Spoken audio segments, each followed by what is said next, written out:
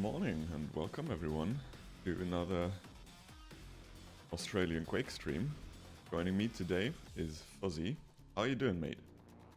I'm doing well, thanks, mate. How about yourself? Yeah, I'm alright. Not too early. Excited to be for another week. And... Yeah. Nice cup of coffee. Yeah, I think before we talk about the running order for today, you have something to address, haven't you? Yes, that is correct.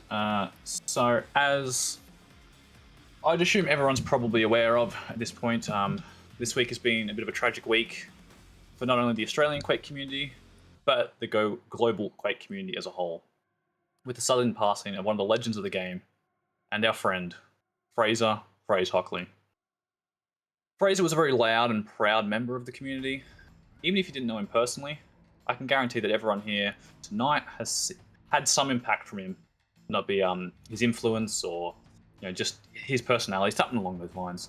From seeing his highlight reels, catching him in a pub server, to watching his pro matches both locally and internationally, or on his own very entertaining stream.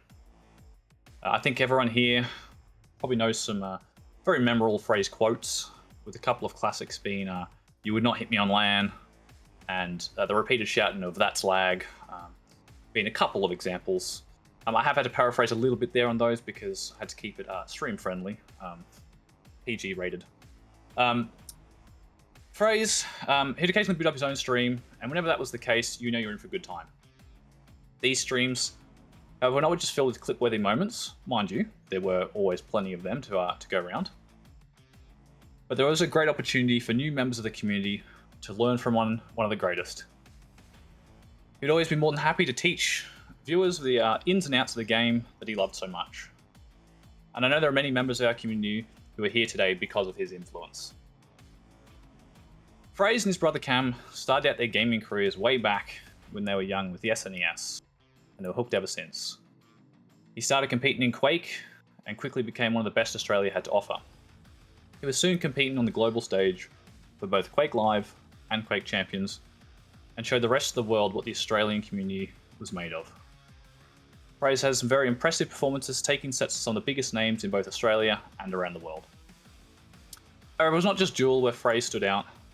I don't think there is a more iconic duo than Frazer and Cam's twos team. Whether it be Diabolical or Quake Champions, seeing those two names on the same team was enough to strike fear in any opponent, or hilarity for anyone who gets to listen to commentary from those two. It was always a lot of fun to listen to the rage between them, even though it was brotherly love. Fraze, you impacted this community in many more ways than you could ever imagine, and you'll be sorely missed. This week we've lost a competitor, a teacher, an entertainer, a champion, but most notably of all, a friend. May you live on in our memories as one of the greats. We would like to do something special in Frazer's name, and it is my honour to announce that our LAN finals in Melbourne, coming up next year, will be dedicated to Fraze, and we'll be working with the family to make this happen. I'd like to end this by saying that I'm sure Fraze would want us to continue loving this great game, the community, as he always did. So let's raise a glass in his honour while we enjoy the night of some finals action. Thank you very much. Yeah, thank you for your nice words. I don't know, it's always hard to talk about things like this, I think. Yeah, it's you can never be ready for something like this, right? It's such a heartbreaking moment, especially to be so sudden and for someone so dear to all of us. Yeah. So, as I said, he'll always go on in our memories, but let's enjoy the night now of some Quake. Let's, I'm sure he'd want us to be in high spirits, enjoy ourselves. So let's boot up some Quake. Let's watch some of the best play. I'm sure we're gonna have some exciting matches to play tonight. Yeah, and speaking of one of the best, I think one of Fraze's most, hardest competitors, I've seen him write a message or two in chat already, is going to be one of the players we see in our first match. It's Dandaking. I think one of the best, if not the best, known Australian Quake player next to Xanaku around the world.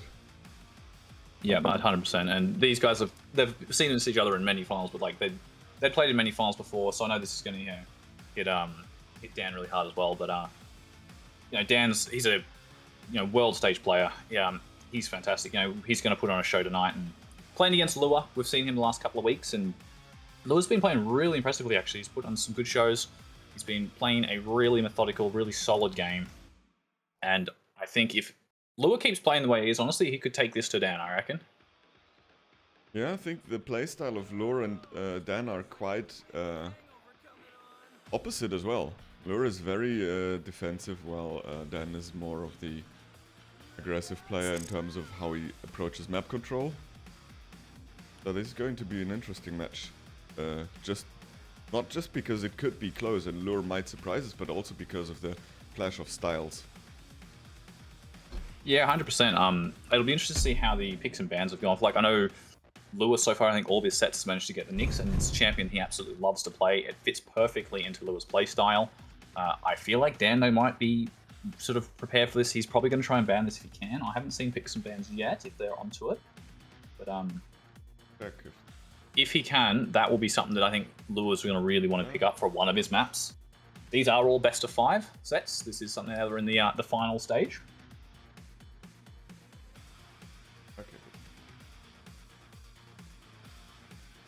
Yeah, they have done some, so let's jump into them. Talk about it. Yeah, as you mentioned already, it's all best of 5.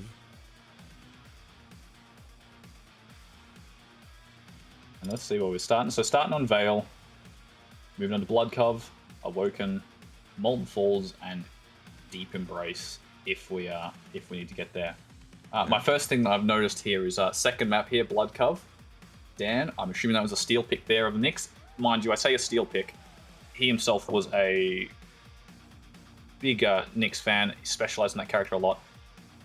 He's an expert in Nyx as well, right? So he's going to play this Nyx perfectly. Like, the speed of Athena is definitely going to be something that Lua's going to have to make use of to be able to catch this Nyx. And we saw, I think this is the exact setup, actually, matchup we saw last time Lua was playing, Athena versus Nyx, if I'm not mistaken. And just the speed of the Athena wasn't enough to catch up to that free life you get with the invis. Yeah, I think that you mentioned that Nyx is a steal is just because it's kind of what Lure plays mostly, or played mostly during this tournament on Blood Covenant. Technically speaking, Athena Nyx is a quite even matchup, and it really just depends on how well each of the players is able to execute the champions. So we say a steal or not here, but let's be fair, both these players, right, they're such a high caliber where they're going to be very comfortable on any champ they pick, almost on any map. So I know Dan wouldn't just pick that as just a steal pick. I know he's confident playing that Nyx. And Blood Cove's such a great map for Nyx as well. He's going to have the movement to back it up. Those small little things that Nyx can do. The nail jump up to rail. Things like this that give you that little bit of extra movement, which, yes, the Athena also has, and that's the bonus that she brings. But that good extra high tier of movement that these top tier Nyx players can do. And I think that's what's going to make this probably lean a little bit more in Dan's favor. Mind you, we're just sitting there on Blood. Let's look at the first map we're playing up against here. Bria, immediate scale bearer from Dan and a Strog from Lua. Yeah, and I think this is pretty interesting because if Dan banned Clutch, so Lure picked first and he decided to go for Strog straight off the bat, which seems like a little bit of an off pick on Veil. We have seen it be picked quite a lot more in the recent months than in the past few years in Quake Champions. Yeah, it's we were talking about that actually last Scale, who has been played here a lot, right? Exactly right. Exactly. Mind you, even on that, we haven't seen as much Scale since Scale got nerfed a while back. Now it's been a lot less Scale picks even now on Veil. So this is a bit of and as you say, an unorthodox matchup. But the thing is, I think also the fact that we're in best of 5s now, right? The champ sort of odd variety does start coming out, right? So maybe they're just trying to save some champs for later on, or sort of mix things around. So because you can see on the final map, we've got Galena versus Doom, right? A couple of mediums still. Even on Molten, so we've got Eisen and BJ, right? Still mediums coming in, which is the most popular. Yeah. The majority of the map. Like Ranger, Eisen, BJ, Galena are like picks that come to mind when you speak of Veil pretty early on. Now, we have no Doom ban, and yet we don't see Doom as an answer for the Anarchy from Lure on Awoken. Dan decided to go with the Visor. I think that also serves the purpose of blocking it for a map for the next map, which is Molten. Because otherwise, it seems like a pretty odd decision to go with such a slow champion against an Anarchy. But then again, Awoken is rather small, so it might not be that bad. What do you think about this matchup? Yeah. Well, I think we're ready to jump into first map. I don't know about you, but I'm excited to okay, let's do that. See this Veil. So both these players are ready. Predictions, what are you thinking? Are you leaning towards the heavy there of Scalebearer on Dan, or do you think the bit of the odd pick coming out from the Strog on Lure? To be honest, I haven't seen them both play much with this champion. Either of them. So I'm just gonna go with a favorite here and say Dan is gonna take it. I have to lean in with the same thing there. I think Dan's going to be able to do a bit of the, we talked about before, he likes to be a bit aggressive here, right? Yeah. I think his aggressive play style is going to really work well with the Scalebearer, and it's going to allow him to sort of try and dictate the pace as much as he can, and keep it going as a fast-paced game. I think, he's going to want to control the speed. He's going to want to control the high ground. He's going to keep Lure on the back foot. Yeah. Let's see if Lure is able to prevent that. Prepare to fight. So we'll start out here on Lure. Round begins. And see what he can bring us with this Strog. Alrighty, let's go. 1. Fight. He gets the spawn on the offside of the map, kinda. Spawning at heavy always puts you in a weird state for the first few minutes, as you basically only have Railgun to work with, and your opponent has... it's a hard side of the map to start on, because just the weapon, as you say, the weapon disadvantage. The other side, you've got the high ground advantage as well. With the Mega side, you've got the TP straight up top, and rockets. And, oh, nice rocket coming in from Dan. A little bit of chip damage there on Lure. And I think Dan's immediately just going off. He wants to get all these weapons immediately. Sometimes it can be a bit difficult to get rail on this map. Dan decided to go straight over there. Lure managed to steal away that heavy. Dan trying to get some damage. The rocket jump up onto the high ground. And nice shot there from Lure, but... oh, important second one as well. But Dan, look at the delay he put on that Mega, right? It's still not... Whether or not Lure knows this or not is the question, and... He may have sort of picked up on the fact that sort of Dan's just picked it up and he's just come straight down to rockets again. Yeah, I think Lure's biggest problem is the lack of LG right now, because he basically can't fight for the items in the open as he wants to. He can only go for a rail or a rocket and then has to disappear. Any longer fights on these medium range spots will result in his death, and here we see the bull rush netting the first frag for Dan. There we go. Lure does get a little bit of damage off spawn here, but this segmented items that Dan has got now is going to be now. This is the problem, right? I think we're going to have for Lure is Dan's going to have a great split on these items. He's just bullying Lure now over in this spot, and holding this rail access is a chance for Lure to get some damage off. I don't see Lure surviving, but actually Dan respecting him, and the rail coming out from Lure. That was such a great shot. Dan now railable, and he can't even really contest on his item because one rail will kill him. He's just going to drop on it, and Lure doesn't risk the peak. Does land one more rail. Dan now really low again. Going to try and get this Mega, and Lure up top, railgun out at point blank, connects, gets the kill, tied up 1-1. That was a bit of a mess there, but hey, if it works, it works. Lure. Yeah. Now in that high ground position, and now he's got this great split between these items as well. I don't think he's got quite exact timing on this heavy. He should be able to win this item right now. Dan just dropping straight down, peak coming out. If Lure was aware how weak Dan was for that heavy, he might take that fight a little bit earlier, but he respected the rockets so much again, and we see a second bull rush, a second frag. Dan is about to turn it around on his head, but Lure gets Mega. He's super well stacked. Dan hasn't bull rush, so he can't really go through that TP and risk a fight. He's not gonna win this against a much bigger stacked opponent with his big hitbox. Remains on the low ground, avoids all the damage. Beautiful splash damage from the rocket on the ledge. The LG fight is not a fight he can win. And it's Lure's LG that reigns supreme here. 2-2, he tied it up.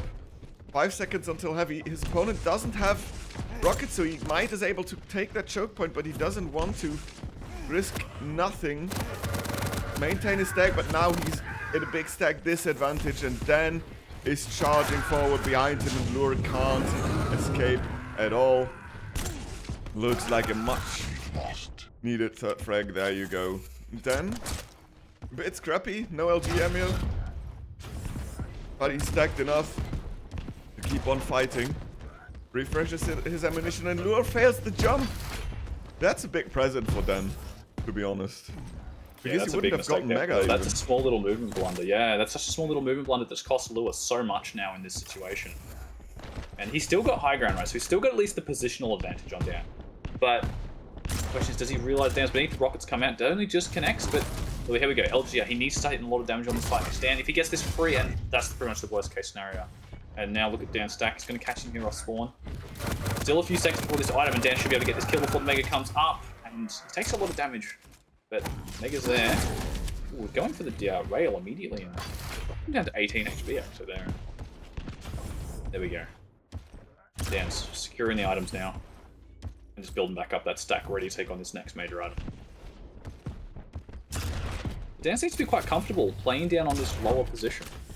So most times of these engagements, he's come from this lower platform, this middle platform, and he's done enough damage to sort of force Lure off. Doesn't pick up rockets there, he's only got one left. If he gets into a close range engagement here, this could end. Lure, just getting back up to 100 now. Yeah. But his weapon arsenal, I mean Lure's that is, should be fine to at least punish Dan's rotation over to the heavy. The teleport is not punished, but there you go, one rail from Lure. Uses the crouch light to go ahead, bull rush. Comes up again, and Lure can't finish the job just before Dan gets heavy. It survives due to it by 10 HP. That was close. It could have started Lure's comeback, but now Dan picked up heavy, got a light, and is back to his full base stack. At least Lure does win the Mega. Nice fight with the LG, and he keeps on pushing, but after that rail he has to stop. I think it was well-planned aggression from Lure at this point, as it also secured a position for heavy. Dan has LG, so he needs to be careful. He can't just make the jump, but then having that angle gives it away for free. The rail is a little bit of retaliation. Good position Dan's doing for really Dan. good just punishing Lure. Yeah, Dan's doing a really good job. That was the best peek we've seen all game. Wow, yeah, and Lure coming out that quite healthy actually too, which is what he needs. He needs to survive some of these fights with stack, which is what he's got now. This is his chance to start bringing himself back into this. 3 to 6, there's still heaps of time to go. This is Lure's opportunity. He needs to sort of play this smart. He's now secured this item, and the best part for Lure right now is he hasn't taken too much damage into this fight. He's got a little bit of the intel now. He knows still where Dan is. Pushing out LG. He's got the stack advantage. His charge comes in. Rockets as well. Both players extremely low. Anything will kill. Either Tribolt comes out. Not fast enough. And Dan's going to survive. And he's going to take away that Mega. That is... Oh, he's even pushing as well. Dan playing that so well. He hears the sound cue of Lure picking up that rocket. Great rail 2 off spawn. And crippled Lure immediately. What was looking like such a good chance for Lure to get back into this game has just been taken away from him so quick. And that's the thing with Dan. He punishes so hard. If you make the smallest mistake, he will capitalize off it, and he will punish you for it. Yeah, and Lure Lure's should have experiencing that firsthand. fallen back to rail and take the health and the light armor there, but he wanted the rockets to defend the choke points from him. Pushing scale barrier, and it resulted in him dying. And now look at Dan's stack. Maximum on both ends, armor and health. Lure can't fight him. Scary thing to be up against. Yeah. Bull rush is not up though. Good rocket out of the teammate. Good rocket, but the peak, it doesn't do anything. And now with the heavy armor, the stack basically didn't change at all. Lure is maybe even more at a disadvantage. Bull rush is ready. We see it used. Wasn't even necessary, just to preserve stack. Nice spawn force. And back-to-back rails from the king. Make it a 6 frag difference. Oh, and Lure drops just as Dan drops. And another frag. Dan is on a roll. Full control. So this is what's scary when you're playing against a player like Dan, and especially too when they're on the heavy right. They've got that little bit of extra stack, and they just get on such a roll, and it's so hard to stop them. You make any mistake, you've got to play literally perfectly. And right now, Dan is just forcing mistakes from Lure, and it's, not even on Lure's fault here. It's just he's hitting all the damage he needs. As you say, he's getting these spawn frags. Even just the punishing rails initially off spawn. Good LG there from Lure. He's up in the position for this Mega, so he'll be able to steal it. But both items pretty close to sync here, so Dan opts to. He should be able to get out here for... Oh no, he's taking a bit of time, and that's... Alright, Lewis stolen away both items from Dan now. That's an opening. Time is a big factor. Can he get these frags done with the time? It's 8 frags to tie it up, like it's... And Dan's just doing a good job of just... Look at him now. He's just playing this sort of plus-back game. He does know he doesn't need to take these fights. Good damage. Bull Rush comes out, but Lure had already fallen. Rail's missing from both players. Dan railable right now, just securing the meat. He just sits there and waits for it. Eventually does come up. Lure taking Rail right in the last second. Great rockets from Lure, but the heavy's there. Unfortunately, they gave Dan the heavy. Yeah. If he was able to follow up with a Rail straight away, he might have won that fight and clutched it with amazing defense, but it was very unfortunate. I think when the rotation previously, when Lure was able to secure both items, he couldn't push because he knew that Bull Rush was up. And getting Bull Rush when you come around a corner through a choke point and then get a rocket before and after, even if you have 300 stack, it's gone. So Lure's cautiousness was completely warranted there. Oh, Dan now with a Bull Rush to survive, but he doesn't even. And this is an opening for Lure. Good spawn by Dan, so Lure can pick up heavy in peace and not have a scale bearer with a starting shotgun in his face. Oh, what a peek. Look at that. Dan's just not missing. He's just not missing these shots. No. Like, he's only hitting 45% right now, but he's hitting the ones that count. Right? Yeah. Because any of these spam shots, maybe if they're not connecting, doesn't matter. When you hit these sort of rails, it just keeps your opponent stacked so low. They never get a chance to push in new hands. He's even going in with a gauntlet here just for the style points, but a bit optimistic there, Dan. Yeah. It doesn't matter. 14 to 5, and it looks like... Might see one more? No. 14 to 5 is where we're going to call that first map in Dan's favor. And yeah, really strong showing from Dan. He's here to play. He wants to win. He wants to take this down in 3. Yeah, I think what's most like, look, we see Dan only having 45%, but he has 7 impressives. Yeah, exactly. So that basically means all the rails he hit were back to back, kinda. Yeah. Which is well, that's the thing, when the shot, you saw it in the spawn frag, right? You take that first rail, you hit it, he hit the next one immediately after. And like, think of how much damage, that's 180 damage you've just taken in 3 seconds. Like, big stack or not, that's just completely crippled you. Even if you have both overstacks, that's pretty much put you back down to an even playing, less stack than what a scale's going to have. So, and that's what Dan did such a fantastic job of. It just did not allow Lure to take the few times when Lure did try and get control, he would just take so much damage that it was just basically back to an even fight. And bam, there you go. Dan winning those. His combat has just been too good this match. Positioning's just been too good. And that's what Lure brought him to that win there in the end. Yep.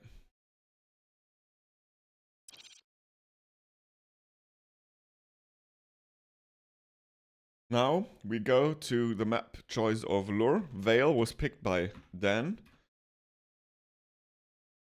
And I mean, well, Chet predicted it quite heavily in favor of Lure here. Heavily in favor of Dan? Yeah. I mean, Lure, okay. For this map?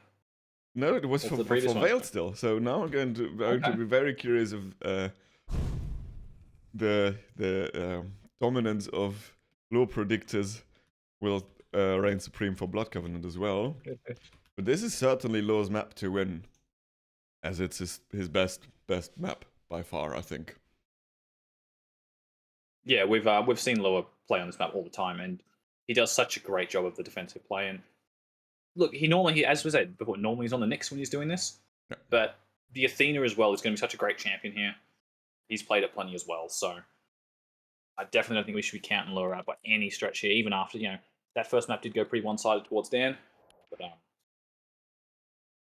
I think that Lure can potentially, this could be the one to tie it up.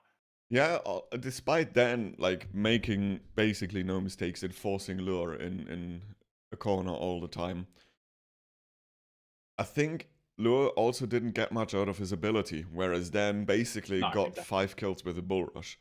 So if Lure now is able with the Athena, because you can use an ability like hers much more differently than one and done ability like Ranger's ability or Strog's ability, maybe he's able to get more value out of the ability this map.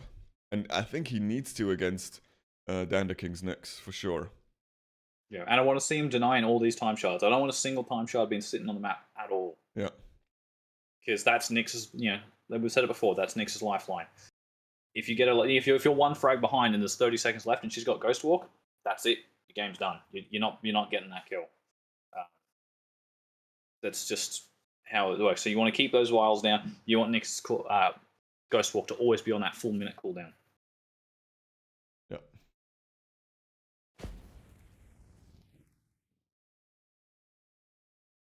And ideally for Lua here too, he'll be able to keep he needs to keep pressure on, I think, too, is also the key part here. You really can't let Dan play Dan's game, right? That's another sort of key element here for success. And look at that, just immediately we've seen the denial. That's exactly what I wanted to see, Lua, thank you. Don't even pick up weapons, just pick up the time vials. Time shots are more important than weapons. Yeah, I mean... But there we go, he does get HMG and LG, and technically trying his way over to this rail now. Yeah, exactly. If you have railgun, the other weapons aren't that important on this map, because this allows you to avoid fights very well, so just having the long range is most important. But now Dan, back-to-back rails again, and this is what we've talking about the map before. What makes the man so dangerous is he's just hitting them back-to-back, and this is even more punishing than hitting 70% but missing a rail in between.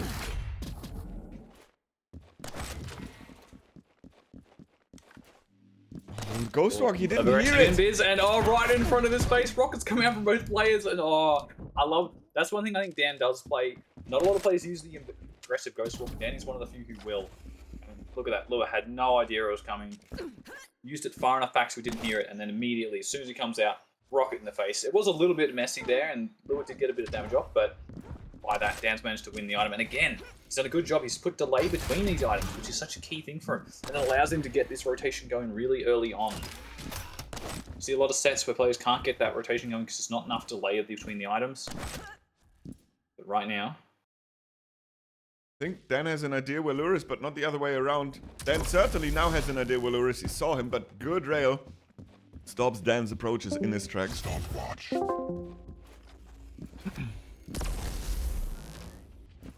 And now Dan needs to fight for position. He defends his position very well on the bridge. Just picked up heavy rocket, jumped back up. So there's not much left from that armor. Back to base stack, but he's still outstacking Lure. And he's pushed him away from Mega completely. Lure doesn't even get the timing. Well, basically, he barely just got it there. Missed the rail. There you go, important shot. But then Lure decides to back off and give away heavy again. This was his item to fight for. He had better stack. He could have pressured Dan a little bit more. Ghostwalk again aggressively used. As Dan is investing a lot of his stack into rocket jumping back up to bridge from picking up rail. Heavy, I mean, of course. And again, another aggressive Ghostwalk. And one good thing is, right, he went to these vials immediately. They were all gone. So that is one thing that's keeping these... You know, he doesn't have his ability up. So he's going to get these three here, which will get him closer to this ability. But this is a good chance for Lure. He's got the high ground now. If he can get this first bit of damage off, this is definitely his item to take him, but nothing's connecting for Lure, and it's just the LG from beneath. Damn, so much damage. Rocket jumping up, for securing that rail ammo, and Lure, he just can't be around here. He's got to just keep running. Yeah, and now Lure is out of hooks as well. Just got one hook back. But he's nowhere near in position to fight for anything. Dan has Mega to fall back on. Picks it up. That rail could have opened things up for Lure. Good defensive rocket, but Dan still is in position. Lure keeps denying the time vials, but it doesn't really matter at this point in time because Lure is also not pressuring Dan to a point where he has to use Ghostwalk when he doesn't have it. So basically Dan still can choose when to use the ability and never is at risk when he doesn't have it, as Lure is not able to put up the pressure just of now. If he implements that into his game, I think Dan is in a lot of trouble because Lure is doing a great job at cycling the time vials. See it again, look at that. Perfect play from Dan. He read the position immediately, goes in with the aggressive invis, gets in behind Lure and a rocket rail and then cleans it up. And he's got that frag, he didn't even take damage in that kill. So, and he's still got heavy to fall back on. Dan right now is in such a good cycle of this map, and it's going to be so hard for Lure to break this because Lure's spending so much of the time just running away getting armor. As soon as he takes a fight, if he takes a rail, That's it, you know, like right now, look at this. Even if Dan doesn't get this kill, doesn't matter. Lure is so low. He's going to spend so long restacking. It's going to be another minute gone before he's ready to fight. And in that time, Dan's just going to continue to cycle these items. Put the pressure on, and another clean kill. Again, a kill, no damage done whatsoever. Where am I? Aggressive invis. Yeah, at this point it feels like Dan has done more damage with the rocket jumps up to bridge to himself than Lure has done to Dan. And yeah, that's unfortunately that's the truth, right? It's Lure's just been put on the back foot pretty much since that initial frag. Since he lost sort of control of that map, there's been nothing really for him. Yeah. That's more, you know, that's just a testimony, right, to how perfectly Dan's playing this. He's not allowing Lure to get in. Great initial rocket there. Not able to get the follow-up rail. Again, he's rocking up to this item, but he's never getting the damage off. Yeah. Must be really frustrating for him in these situations, not being able to pressure on the once again. A little bit of damage from Dan. There we go. Finally gets a rail, but Mega's coming up right now for him, so it's been negated immediately. It seems like whenever Lure is trying to punish a pickup, he's just not hitting his shots. So he's there in position, and the positions are not that bad as well, but you just can't follow it up. And then Dan gets the item for free and pushes towards Lure. There you go. This was a perfectly timed rail just after the heavy pickup. If Lure gets a light armor now and is in a decent position, he can fight for this Mega. Dan has no railgun. Oh, and he didn't realize it. Lure could have taken a lot of damage there, but fortunately, the green weapon had now slogged back in the chamber.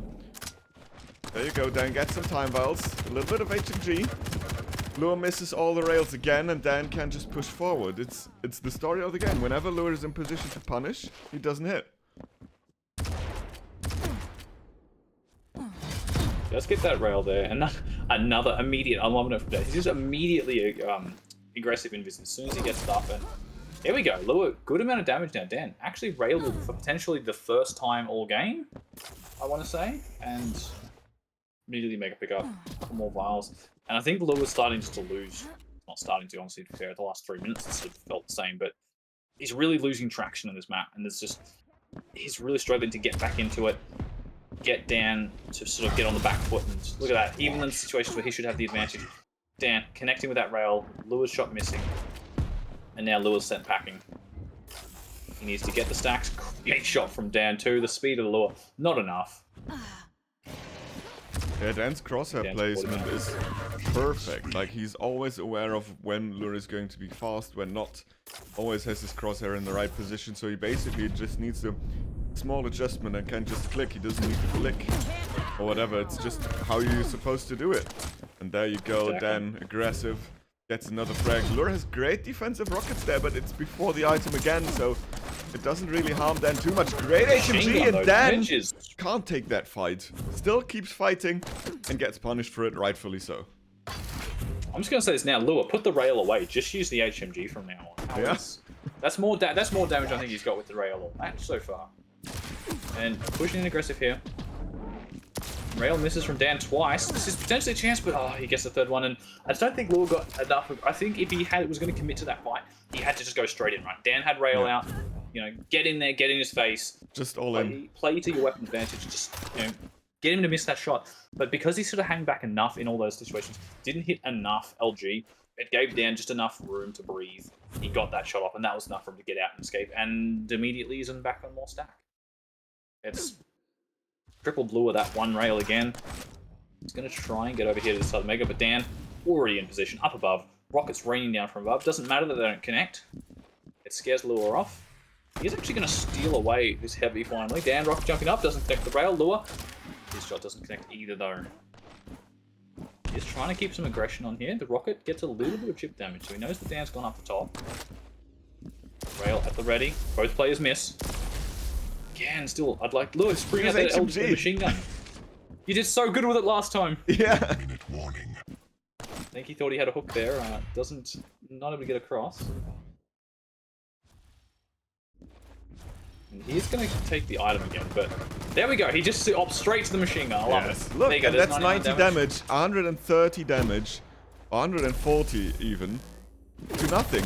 Oh, perfect trap by Dan, and now he keeps just pushing forward, and this is exactly what Lure should have done the previous fight at Banana. Just push in, because you know your opponent has the wrong weapon in hand, and Dan did exactly that, LG in hand, and just kept on pushing. Pedal to the metal, and punished Lure's poor weapon choice there. Lure wasn't ready for it, and I think it gave him a bit of a shock, and that's, I think, why that missed rail came out. I don't think Lure definitely intended to shoot that, and rocket jump straight up. Dan knows the weapon that Lure's got out, can't really punish that. And there we go, Lure finally dropping out to machine gun. He'll do it. Yeah. Hey, there we go. Gets the kill with the rail in the end. But I didn't realize the time. That's it. Yeah, Dan just had an absolute stranglehold on that map. He did not allow Lure to breathe at all. And like, if you look at if you just look at the accuracies here, right? Like 37, 32 is nothing, you know, crazy wacky there. It's just Dan the item stranglehold to begin with is monstrously in Dan's favor. But he just kept so much pressure on throughout all those times, and just the lack of damage, like 1800 damage coming out there from Lure.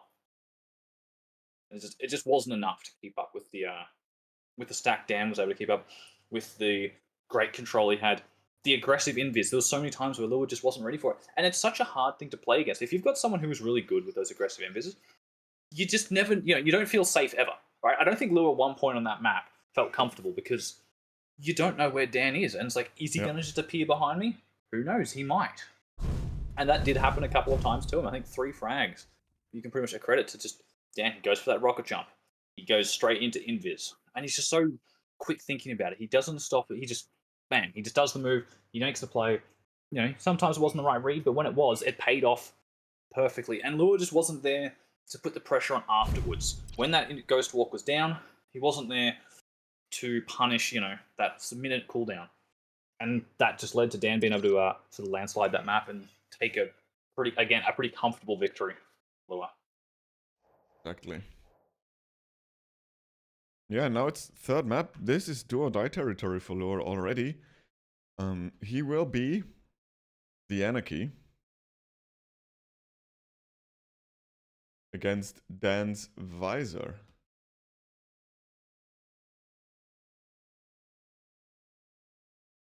I think, on paper, this might be the best matchup that Lure had. But then again, I think Dan is kinda...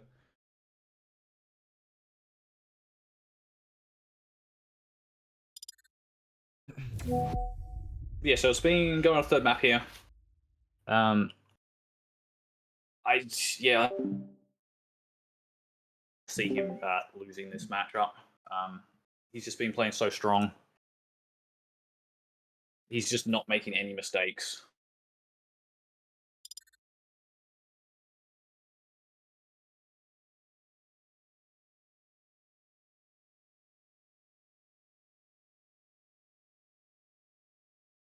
Yeah, he didn't do, nothing really. Well, let's say it this way. The few mistakes Dan made, because 1 or 2 might be there, right? Lure wasn't able really to punish them at all. Prepare to fight. So let's jump into the match. Round begins in 3, 2, 1. Fight. And Dan starts off right away.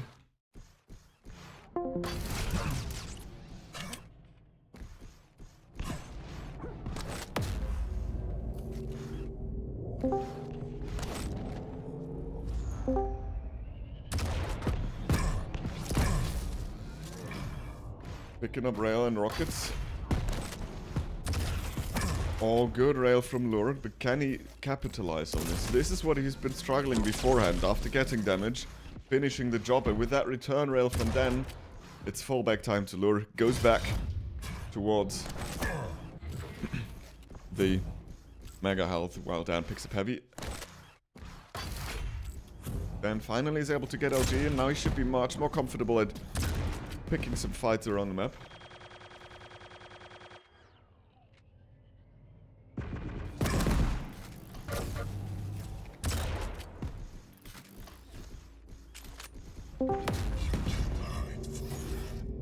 And with without it. You can't really fight. And Dan is just pushing so aggressively, knows the timing perfectly, pushes across with rail, connects with shot.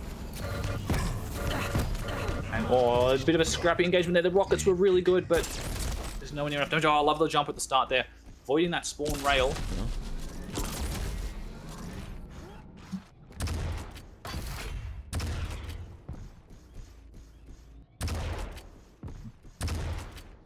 Now we see a reversal in positions. Yeah, someone's going to hold the center position.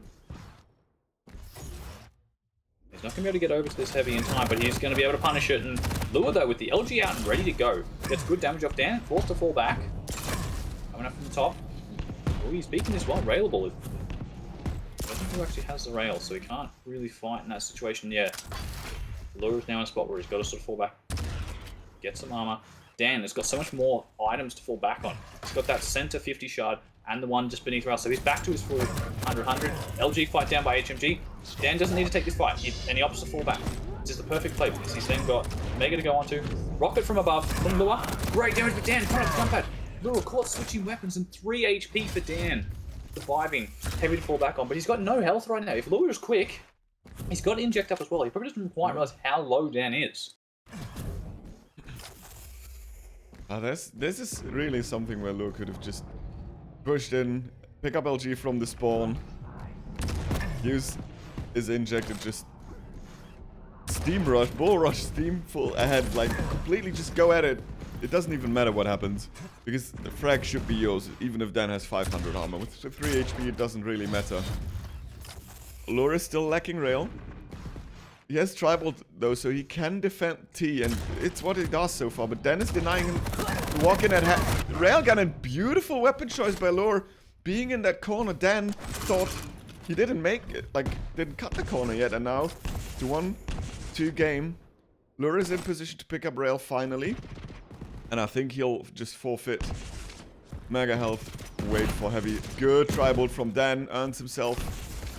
Oh no.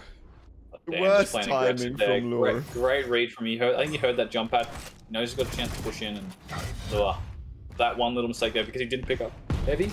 Yeah. It's now costing both items a direct. Oh, beautiful direct mid-air from Lure, and he's done a huge amount of damage in that fight again. But the question is, can Dan now stack up in time? He's going to get this 50 shot here. Great rail, beautiful read from Lure. And again, this is another situation where if Lure wants to start playing this quick, oh, the missed rail, that would have been a kill. And Dan. Beautiful read, takes the shot. Lure's forced to use inject and pick up a 25 just to get above that railable stack, and Dan immediate sight up again. He knows it's safe now to pick up this heavy. And we see Dan immediately get back to that huge stack. 150, 150, and this rail, this is going to be Dan's opportunity to push in. He wants to just bully Lure out of this position, which he's done. And now we see Lure forced back onto the back sort of corners of the map again. Denying these time shards from the Anarchy. Good initial rocket from Lure, but again, not enough. And Dan denying another armor shard there. Oh, and he knows that Lure is going to take this. Lure's defensive rocket, though, make it hard for Dan to hit a rail. Spams run regardless. Great shot from Lure. Just after heavy. Oh, beautiful that shot rocket. There has definitely brought stacks back to an even amount. Good amount of tri-balls as well. Dan getting a little bit off. LG's come out from both players, but Lure, great swap to the rail. Connects with the shot. There we go. Perfect from him. Gets the kill. Dan just trying to push in here and not quite fast enough to be able to punish off the Mega. And oh, he drops down. And Lure with the LG, but no, Dan with direct rocket into Lure's face takes the kill. And that is so heartbreaking for Lure. That looked like such a great play from him. But it's, you know, some of these plays, you know, Dan's so good with these rockets. You can't allow him to get into a situation like that. 7 HP as well. Again, another frag that could have gone either way. Yeah, and subtract those two, and it's 4-4, right? Yeah, exactly. It's the game is still, you know, very much even. Like this, a couple of frags there that could have gone Lure's way easily, and the score line right now would look so much different. Good rocket jump from Dan. That was his last rocket. So if he gets into a battle here, there we go. He's going to go grab this ammo box. Got a few spares now.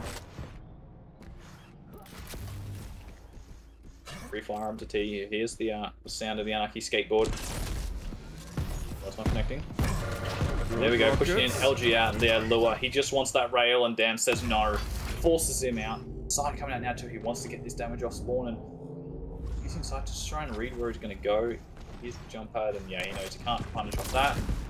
All he does opts to drop back down, try and get a bit of cheeky damage to the teleporter. Oh, the trap was perfect, but the execution was lacking. Lure still might end up getting the frag here. Bit of a fumbled weapon choice there from Dan, and yeah, it allows him to get the kill. But mind you, look how much stack he's on after that. All Dan needs is one rail, and he's gone. And yeah, Lure needs to just keep running. Even after winning that, he's still in no position to contend for this Mega. He does bring it back a frag, but he doesn't get Mega or Heavy out of it. So like, how much of a victory really has he got in this situation? He needs to start breaking down self-control. I don't think, yeah, he's mistimed this item. If he hangs around any longer, Dan's going to show up.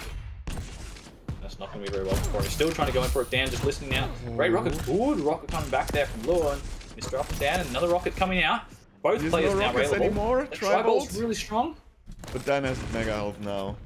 Dan took that Tribolt because it allowed him to be in position to get Mega health. And now Lure needs to avoid Dan. Fortunately, Dan had rockets out, not railgun.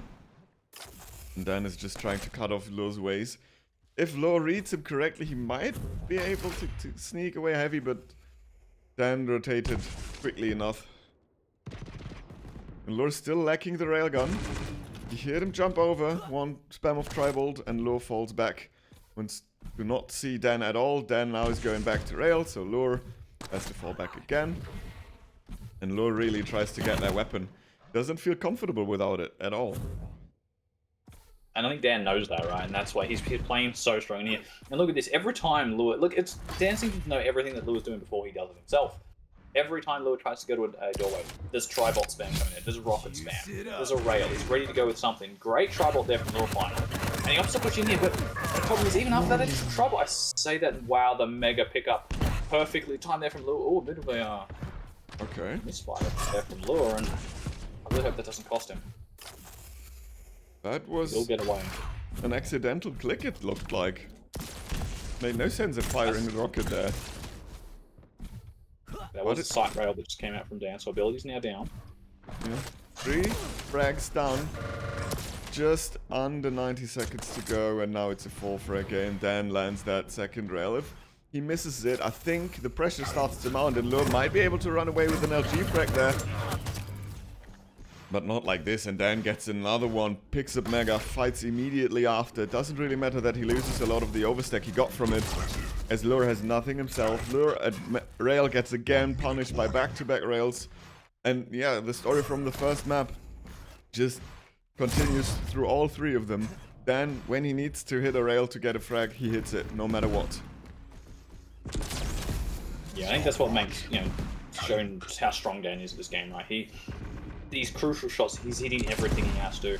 He's reading these positions from Lure really well. He knows what Lure wants, and good little Tribolt coming out from Lure. But again, it's just... Dan's got such good control of these 2 items. Drop straight down with the LG. And great again, LG. actually, I was going to say, I think Dan's going to have that, but no, Lure surviving with about 10 HP.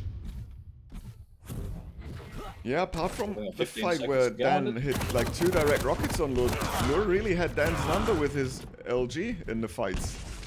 Always I think being that able Lure to definitely punish out the LG drops. Dan. But again, the problem just comes down to if we look at these items again, it's just Dan. He's just, these fights are going into him with just so much more stack. And if you're doing an LG versus LG fight, like look at that, 14-15, 4-4. And that's just what brought it down to it. Look at that, 45% LG from Lure. He was hitting so hard with that weapon. And this time he actually did out-damage Dan in this fight, in this match. In a 5-10 scoreline.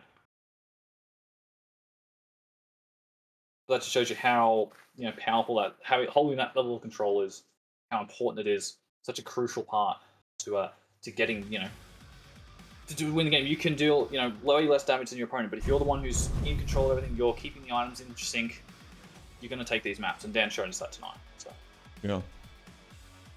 Yeah, just perfectly played from the man himself. That wraps it up kind of for the first series as well. Yeah, so really great showing for the start there. Dan just on point. There's really nothing else to say about it. He just, when Dan's playing that strong, it's really hard to stop him. Yeah. You know, some of the best players in the world, you know, he could put it up to them playing like that. So, yeah, really well done to him. Yeah, Lua had a bit of a rough showing, I think, a couple of those maps, and I think it also, like, you know, it might have looked rough for him, but I think when you're playing against someone of that sort of caliber, it's really hard to, you know, play your game. You know, there's a lot of unforced errors there. A lot of forced errors there from Dan, and that's what sort of he excelled at, and that's what made it such a hard match for Lua to get into. Yeah. Because he couldn't get sort of, you know, Lua likes that sort of bit more defensive style game, but Dan was just taking it to him constantly, and Lua was just forced on the back foot the whole time. Never given a bit of breathing room at all. Never able to get the upper hand in these fights, and yeah, you saw Dan with the item control there. It just starved him out of the maps pretty much. Yeah, exactly, and I think you nailed it right when you said just Lua wants to play a little bit more defensive, but Dan just kept the pressure on, and we've seen on so many maps where Dan was able to surprise him completely. Yeah. So his that defense next didn't match work in at particular all. with Blood Cup, that was just you can't play defensive right against that because you just never know when he's going to pick up next to you. Yeah. He just popped up out of the blue and another frag for him. Yeah, that was super rough. So we have the first series in the books, 3-0 for Dandaking. I mean, he was the favorite going into this, but I think Lure showed why we thought that he could make it a little bit closer or even take it to Dan. And I think, especially on Awoken, if those few frags where Dan survives with like 2 or 3 HP go the other way around, we have Lure taking the map here. But That anyway, was definitely like it looked rough. The scoreline may have like blown out at the end, but that was a much closer game than the scoreline, had you believe. Yeah. So now it's the next series for today, and we have Donna against Redoxide. If I'm correct. Yeah, this is going to be that's correct. This is going to be a good set. Yeah. Both these players are exceptional players in their own right. Donna, one of the newer players in the scene, he's been around for a while now, but he's really quickly, he's just sort of shot up out of nowhere and become one of the top players in Australia. And when his game is on, his game is on. And Redoxide, similar sort of deal. He's been putting in so much work into this game. I think at this point, almost top 4, top 3, top 4 in Australia. I would have to give favours over to Red, I think, in predictions for this, because Red is just such a strong player. He's got such great movement. He's a very emotional player, which is one thing which, as we know, can be both a curse and a blessing in disguise. Right? If things are going well for you, it can help you snowball a match, but then it can do the exact opposites as well. If you take a couple of bad beats here and there, that can potentially hurt your game, and we'll see how. I know Red's that's something he's been working on in his game to try and improve, and let's see whether or not that's something he's sort of conquered for this matchup. Yeah, so speaking of matchup and the two players, let's jump into picks and bans with them.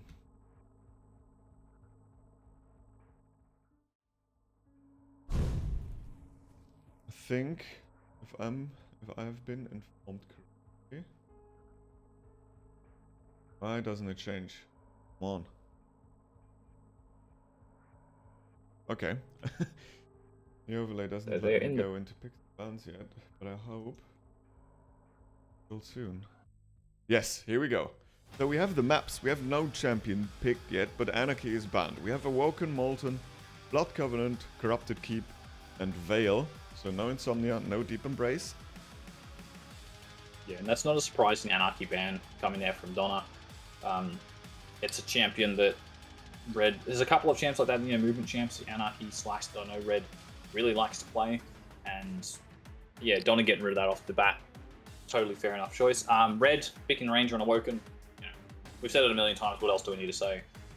Yeah, I mean, classic pick. We'll now see doing more Strog coming out, probably. I was going to say probably Strog. Let's, yeah. What a surprise. There we go. It's probably the El Clasico in Quake Champions, seeing Ranger and Strog go against each other on either Awoken or Corrupted Keep.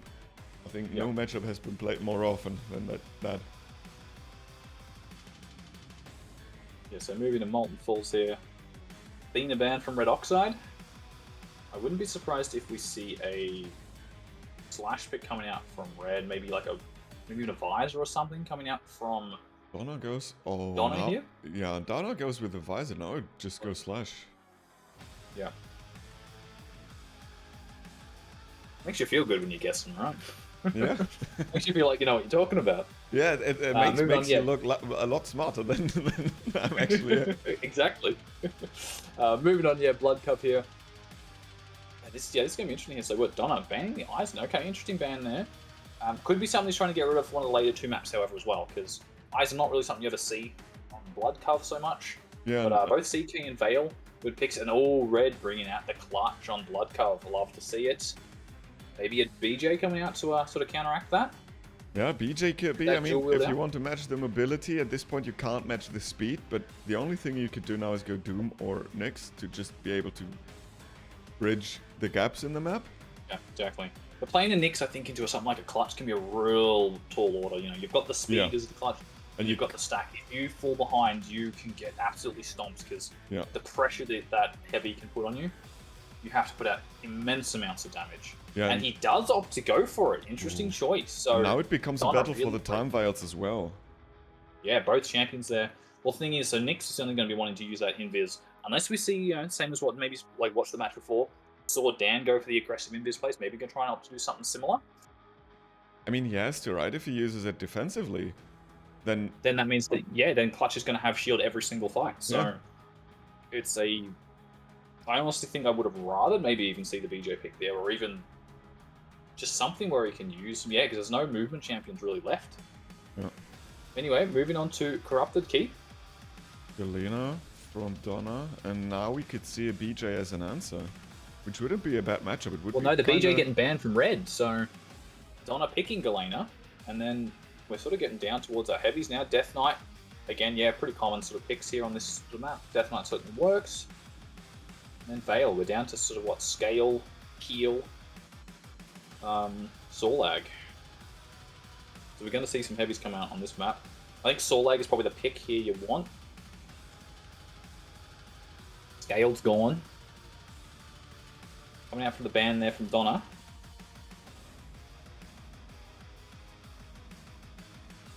I reckon we probably see a Sorlag pick maybe coming in here from Redoxide. Yeah, Yep. what could you answer to that? And then it'll be now? Keel left would be the answer to Yeah, the Sorlag from probably. Donna. Because Keel, this is a map that Keel does really well. Not just, you know, I know a lot of people like to pick the Keel v Eisen matchup, and this isn't the only, like Keel v Eisen isn't the only matchup where it works really well. Just the narrow corridors allows for those nades to just give, you know, put a bit of pressure down. Throw those few nades into the corridors. It, you know, prevents the solo from pushing through safely. And even if it is that little bit of extra damage, you know, you hit one nade maybe, at 50 extra, just enough to sort of take that edge off in that fight, Yeah. help you win that engagement, push them back even, something like along those sort of lines. And that's going to be what I think Donna's going to have to do with Kill, because the Sorlake is going to have the massive speed advantage in this fight. Yeah, I think even using, like, making close range fights is something that you want to do as a Keel in this matchup, because you take less damage from splash, 50%, which will amount to a lot of damage actually in a fight when you shoot like 3 to 4 rockets. Yep. And on top of that, with the pineapples, I think this is going to be where Keel definitely has his stronghold against the Sorlag, whereas the Sorlag is probably looking to rotate around a lot and create angles, hit and run playstyle if you so will, and keep it on longer distances to medium distances, so the pineapples are harder to use. But yeah, we'll see. Let's go back to map 1. Yeah, so we don't even get to there in the end. So, yeah, so Awoken, Ranger versus Strug. What exciting things have you got to say about that matchup? Yeah, I mean, I think everything about this matchup that can be said has been said in the past as well. Exactly, yeah. It's well known, right? Don't use the Pika when Orb can reach you and stuff like that. The other way around. Strog has a massive speed advantage, whereas the Ranger needs to rocket jump. Yes, it's a little bit cheaper for him, but I think if both players use the ability in a bad way, the Strog has much more value on Awoken. Yeah. But if the Orb gets a lot of value out of it, then it's such a game-changing ability. Yeah, it can be, and it's also the thing, you know, Depends on when he's going to use this for, like, you know, these engagements, or is he just going to use it to, you know, get around the map. But, you know, you can use that orb to get that real quick rotation. I love to see that, you know, the rotation from heavy over to mega side through the gap in the wall. That's such an easy way to get both items and steal them away. But yeah, other than that, you get a big amount of damage. Anyway, we're just joined now in the box by Dazbok. Welcome in, sir. Good evening, guys. How's it Good going? evening. It's going very well. Did you catch our first set? I've been watching a little bit of the first set. You know, dealing with my 4-year-old. She's like, Daddy, I want to play with Play-Doh. And I'm like, hold on a second. Dan and Lua are playing. But, you know, just didn't understand. You got to teach them better, then. Come on. Yeah. I'm working. They should know who. They should. your kids should know who these people are. These are big names here. Big. Anyway, I'm going to let you two Little take this one away. Both players are ready to go. We're kicking off into Awoken. Yeah. So we get the classical Dazbok. Well, you think about that matchup. I mean, it's probably the most played matchup ever in this game. I've been guilty of that one myself. These two, it could go either way, I reckon, with this matchup. I mean, it's your bangers and mash, your bread and butter. You know, it's standard Quake Champions. This matchup we've got. Yeah. It certainly And I mean, we've is. seen a fair bit of Redoxide over the past couple of weeks, and he's been on fire. But Donna is just one that you can't rule out ever. Yeah, you can't, but I like crouch sliding, and based on color, I'm basically forced to call this one a tie. Because I also like red, so it's very tough for me to predict anything here. Round begins. I'll be honest with you. 3. Being one of the 12 people who liked Quake 4, Fight. I'm also a fan of crouch sliding. Yeah. Starting off with Redoxide here, he's got a pretty bog standard startup, getting his major item and collecting himself a lightning gun, putting him in a good position to fight Donna, but even stacks, it's going to be interesting to see how this opening salvo goes.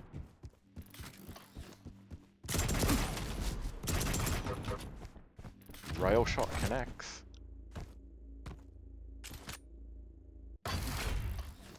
Donna's playing quite a passive game. Yeah, he's in the kill sit position, and he's not looking to forfeit it that easily.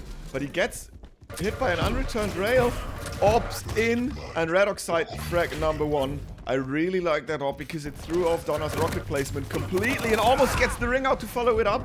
Now he needs to be careful. Pika lands into the wall, and the defensive rail from Redoxide means he's alive for now. Oh, the rocket almost hit it. That if he didn't jump, I think it would have hit him directly. Even that was. Redoxide was able to read the serial number of that rocket. Yeah, it certainly was. LGs are exchanged and both players are hurting a lot.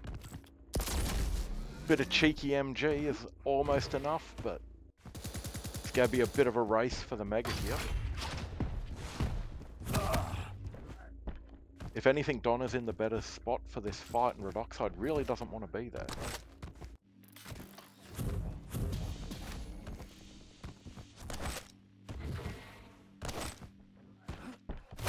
Still a 1 frag lead. Oh, that was a big fumble in weapons from Redoxide. Oh, and he's about to die. He uses the orb in an aggressive way with no stack. Misses another. He's just missing all the shots. The rail's not going where he How wants. in God's name? Orb isn't going, and it ends up costing him. It took a little bit more effort than Donna probably wanted to exert, but Yeah. brings it back to even Stevens 2 minutes in. And it is a clash of colors indeed. It's green against red when you just look at the weapon shaders as well. Oh, good rockets from Redoxide, but the follow-up rail from Donna means that Redoxide can't pressure the issue right now. Needs to defend his position. Oh, and he falls down to pick up the light. Unpunished. This is kind of fortunate for Redoxide, and both just shoot rockets into railgun into the wall. Finally, Redoxide is able to hit one. Another one is being traded, but it's Redoxide with a massive stack advantage. Picks up heavy, now he needs to rocket jump up. He doesn't know where Donna is. So he didn't frag the issue as of now. Finally gets the frag. This is messy. Good rail off the spawn. This isn't the first time we've seen a messy Awoken and opening map from Redoxide. If you remember a few weeks back, me and Fuzzy were trying to predict how one of Redoxide games would go. And it ended up just being this real messy back and forth. And it seems to be an opening style that he's specializing in now. Yeah, if you don't know what you're doing, how can your opponent know? I think that's the problem. He knows exactly what he's doing, except for when the walls get in the way like that, soaking up a lot of LG and rail damage there, allowing Donna to escape. Probably certain death there. That would have been a Redoxide kill if his shots actually landed. Yeah. You could say that about almost any fight.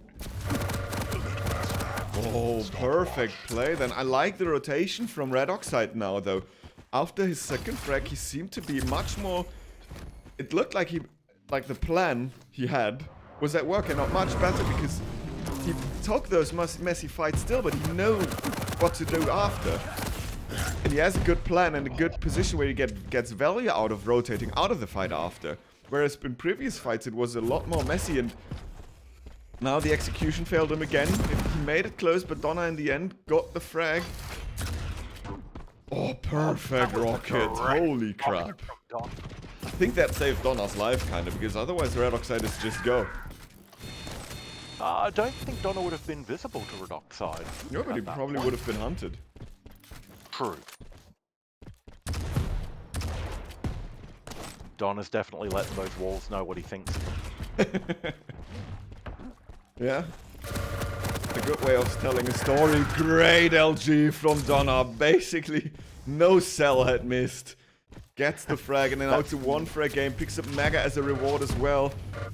And now good movement in the fight, but the last rocket hits direct. Redoxide on 1 HP. Scrambles out of there, picks up a health bubble. He's still not really healthy and will fall at his knees from Donna, who picks up heavy and lets Redoxide restack a little bit because he still have the massive stack advantage. Pika comes out and doesn't do much, but gonna be a battle for the Mega here again. Redoxide needs to pick it up, he does, and that's what cinches him that frag. If he didn't have the Mega there, he probably would have fallen. So really, really good play and timing by Redoxide there. The follow-up rails on heavy are delightful, if I may say so. But those bloody corner cobblestones are soaking up the rails again. Yeah. Yeah, Redoxide is still 3 frags up. 3 frags up at 6 minutes. With the way they've been playing, that's not a huge lead at the moment. All it takes is for Donna to get a relatively clean frag, and we're going to see a change of leadership here.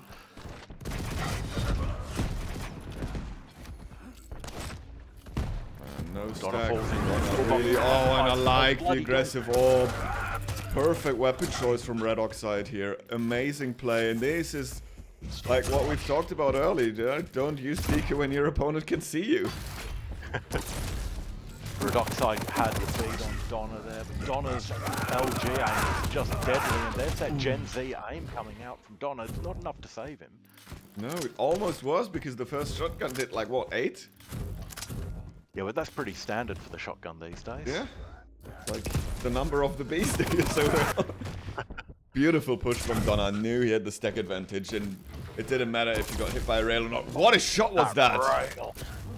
That's a drive-by rail I've never seen one. And that was a relatively good frag before, and that's what I was talking about. Donna can capitalize here. Name Redoxide Achilles, because that one went right through his heel. Holy crap. I mean, Donna's still in a relatively good position after that frag. Another one. Not a lot of time left on the clock. What is that? That is the new LG. Okay. But then Donna's responding with some rockets. It's just this messy back and forward that we were talking about. Yeah, because none of the fights now are really clean, right? And then they stay in a position where they are vulnerable instead of going to to a safe spot and restack. So the guy who respawns just picks up LG or rockets and it's go. That's a Donna now picks up mega health. He still needs to make a few frags back up, but 3 frags in 2 minutes is more than doable on Awoken. Good rail from Donna just before he picked up, and the rocket to follow it up. The kill shot is missing though. Spams the LG. Redoxide didn't show his face really. Another spam shot misses. Close one, but here you go, and it was a well played frag from Donna. Doesn't matter that he got hit by rail. Doesn't matter that he had to rocket jump to be in position again. All worth it for him. 2 frags to go, 90 seconds. Turn it into something. He got that clean. He's got weapons, he's got armor, he's got the items he needs. Not the health anymore, but he's got to turn that into something. And Redoxide is in a fantastic defensive position. Here, the aggressive orb is fantastic, and the suicide. That is going to be frustrating for Donna. Yeah. And the orb is so good at punishing these rails on medium range where they just hide behind a wall because they can't hide then anymore. And we just see it right there where Donna shot a rail, tried to go behind the wall, but the orb was already chasing him down. And Redoxide gets another frag. 1 Make it minute. for 1 minute. I think it's GG and Donna calls it even. Yep. So red prevails. Yeah. That was going to be almost an unclimbable mountain for Donna there in the dying minute of the game. So probably the right call there. Pull out of the game, get his head clean, and be ready for the next map. Fuzzy, how are you feeling after that one, mate? I'm feeling exhausted. I don't know about you, like Orvis, but I certainly am. I think, judging by the chat, some people weren't too happy about me calling it Gen Z AIM. Yeah, I mean, it seemed to start a discussion at least.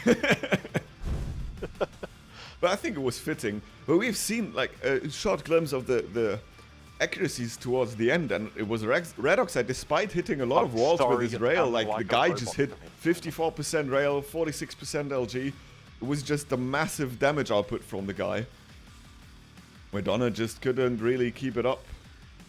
Now it's next map, which is... I forgot which it is. But it should be Blood Covenant, if I'm correct. Take a look at picks and bans again.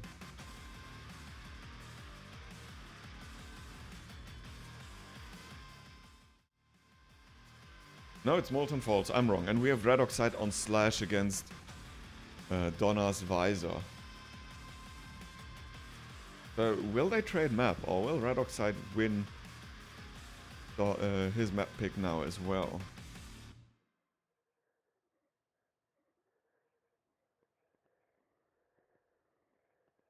I don't know if Fuzzy is talking with us, but his microphone was certainly muted up until now. But yeah, so Visor against Slash, that seems like an oddball matchup to me, because I think the Slash is having all the advantages on Molten Falls.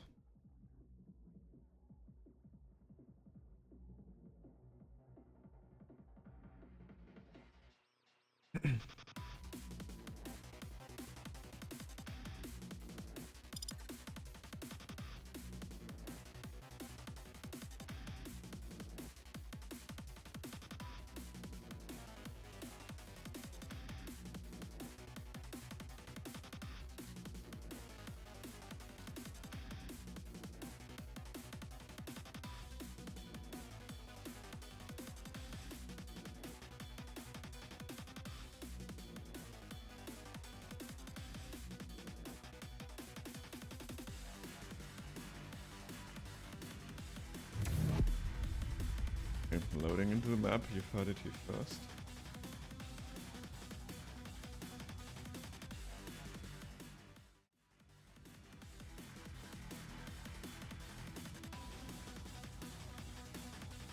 Start a prediction, close the old one.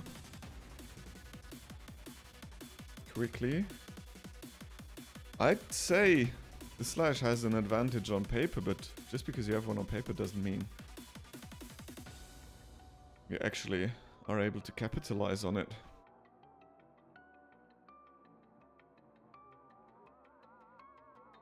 Loading into the map.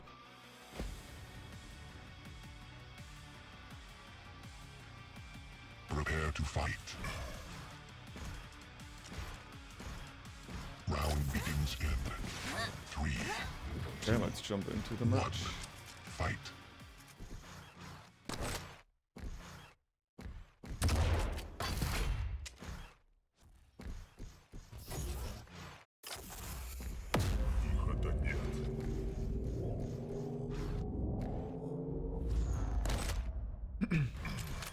And yeah, now it's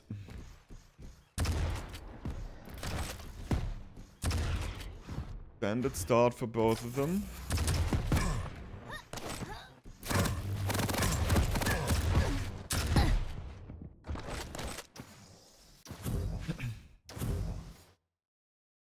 And actually,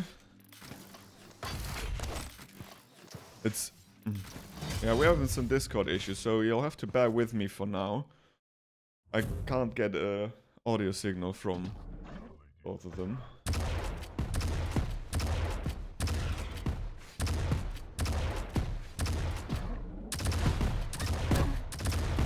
A messy rocket fight over at...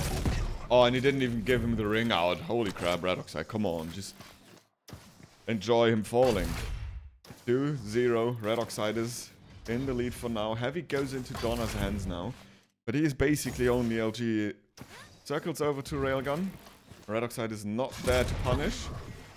Rocket does a little bit of damage, and another rail to follow it up. Great movement from the player in red.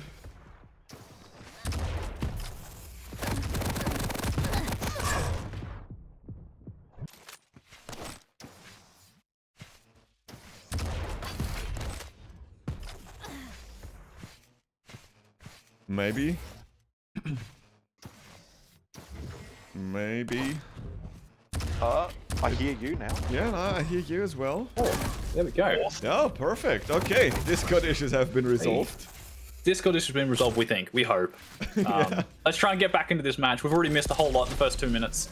So, Red, 2 up, 2 Missed minutes a in. whole lot of Redoxide being freaking awesome with the slash, if I do say so. As what was it Mike was saying on... Stopwatch. Oh no, Mike was rooting for Donna there. I thought I saw someone saying Mike Nation. It was Donna Nation.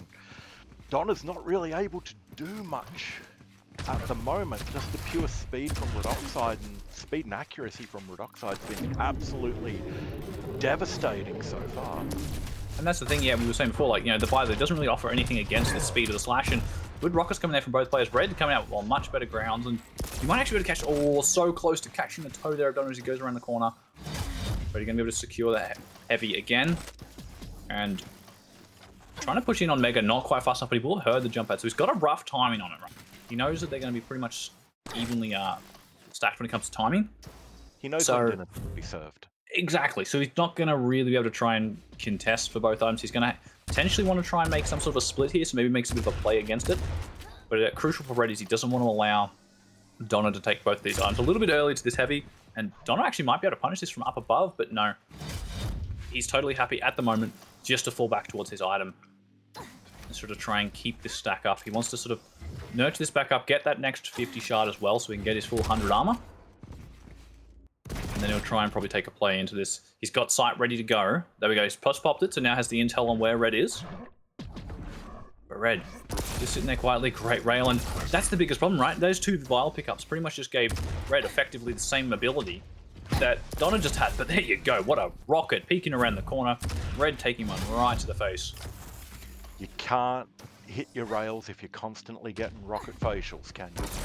Exactly Lovely right. rail as he drops onto the Mega is going to eliminate all the benefits Donna had from that. The LG comes out not as effective as he would have been hoping.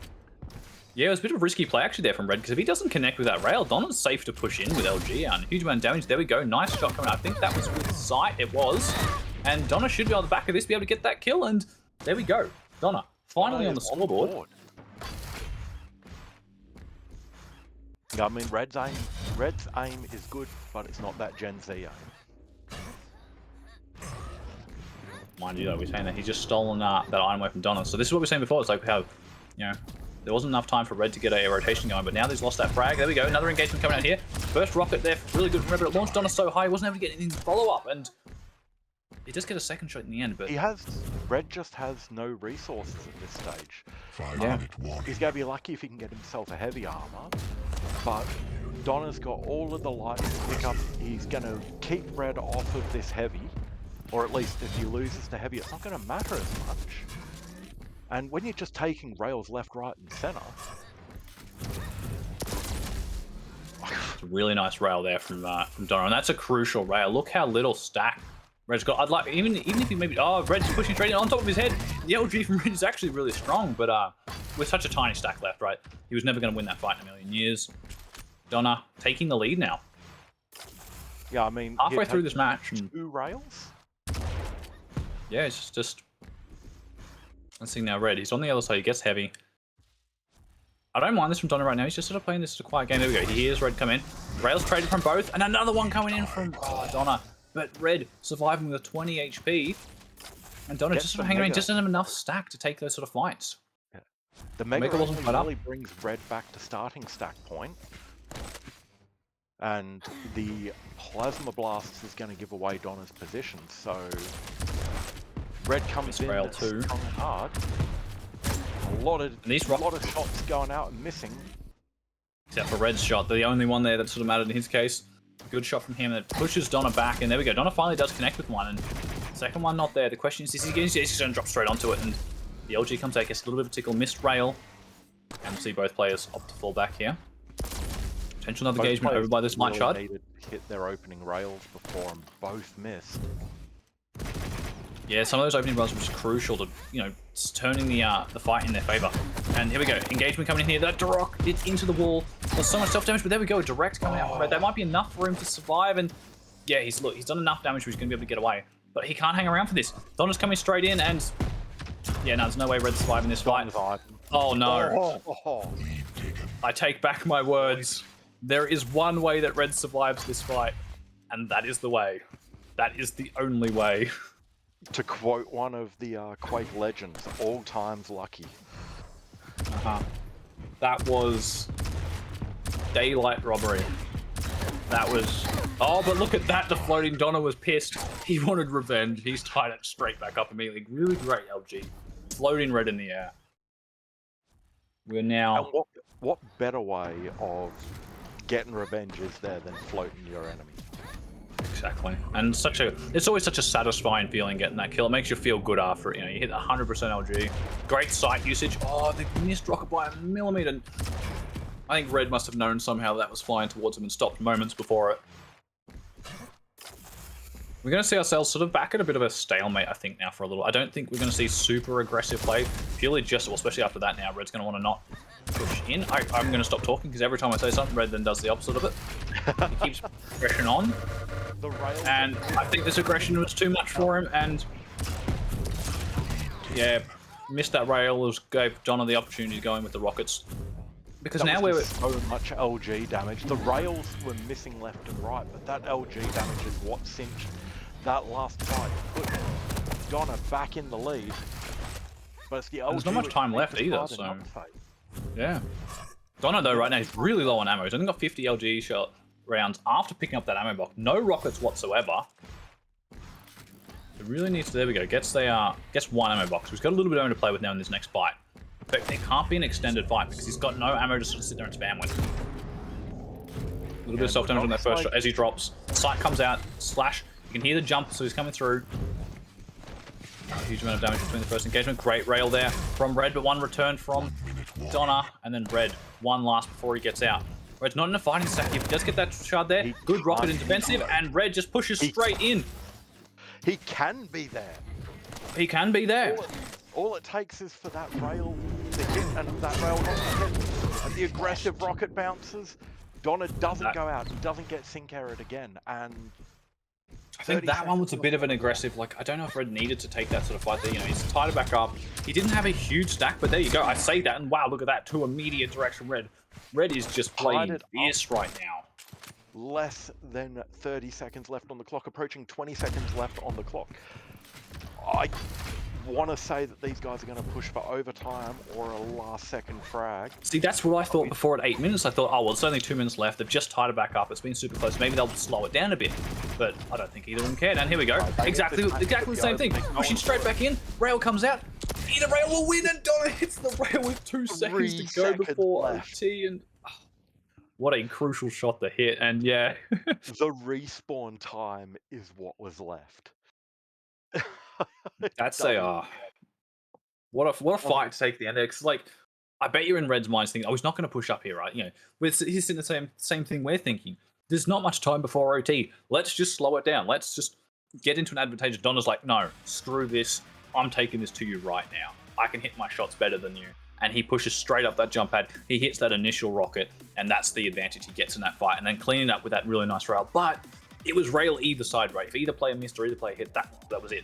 That was the end of that fight. Both players laid down their chips, the wheel was spun, and with 3 seconds left, it just happened to come up with Donna. Although the chance was aim, and the aim was good for Donna. Yeah. So my analogy completely breaks down when you take into the fact that skill was actually involved.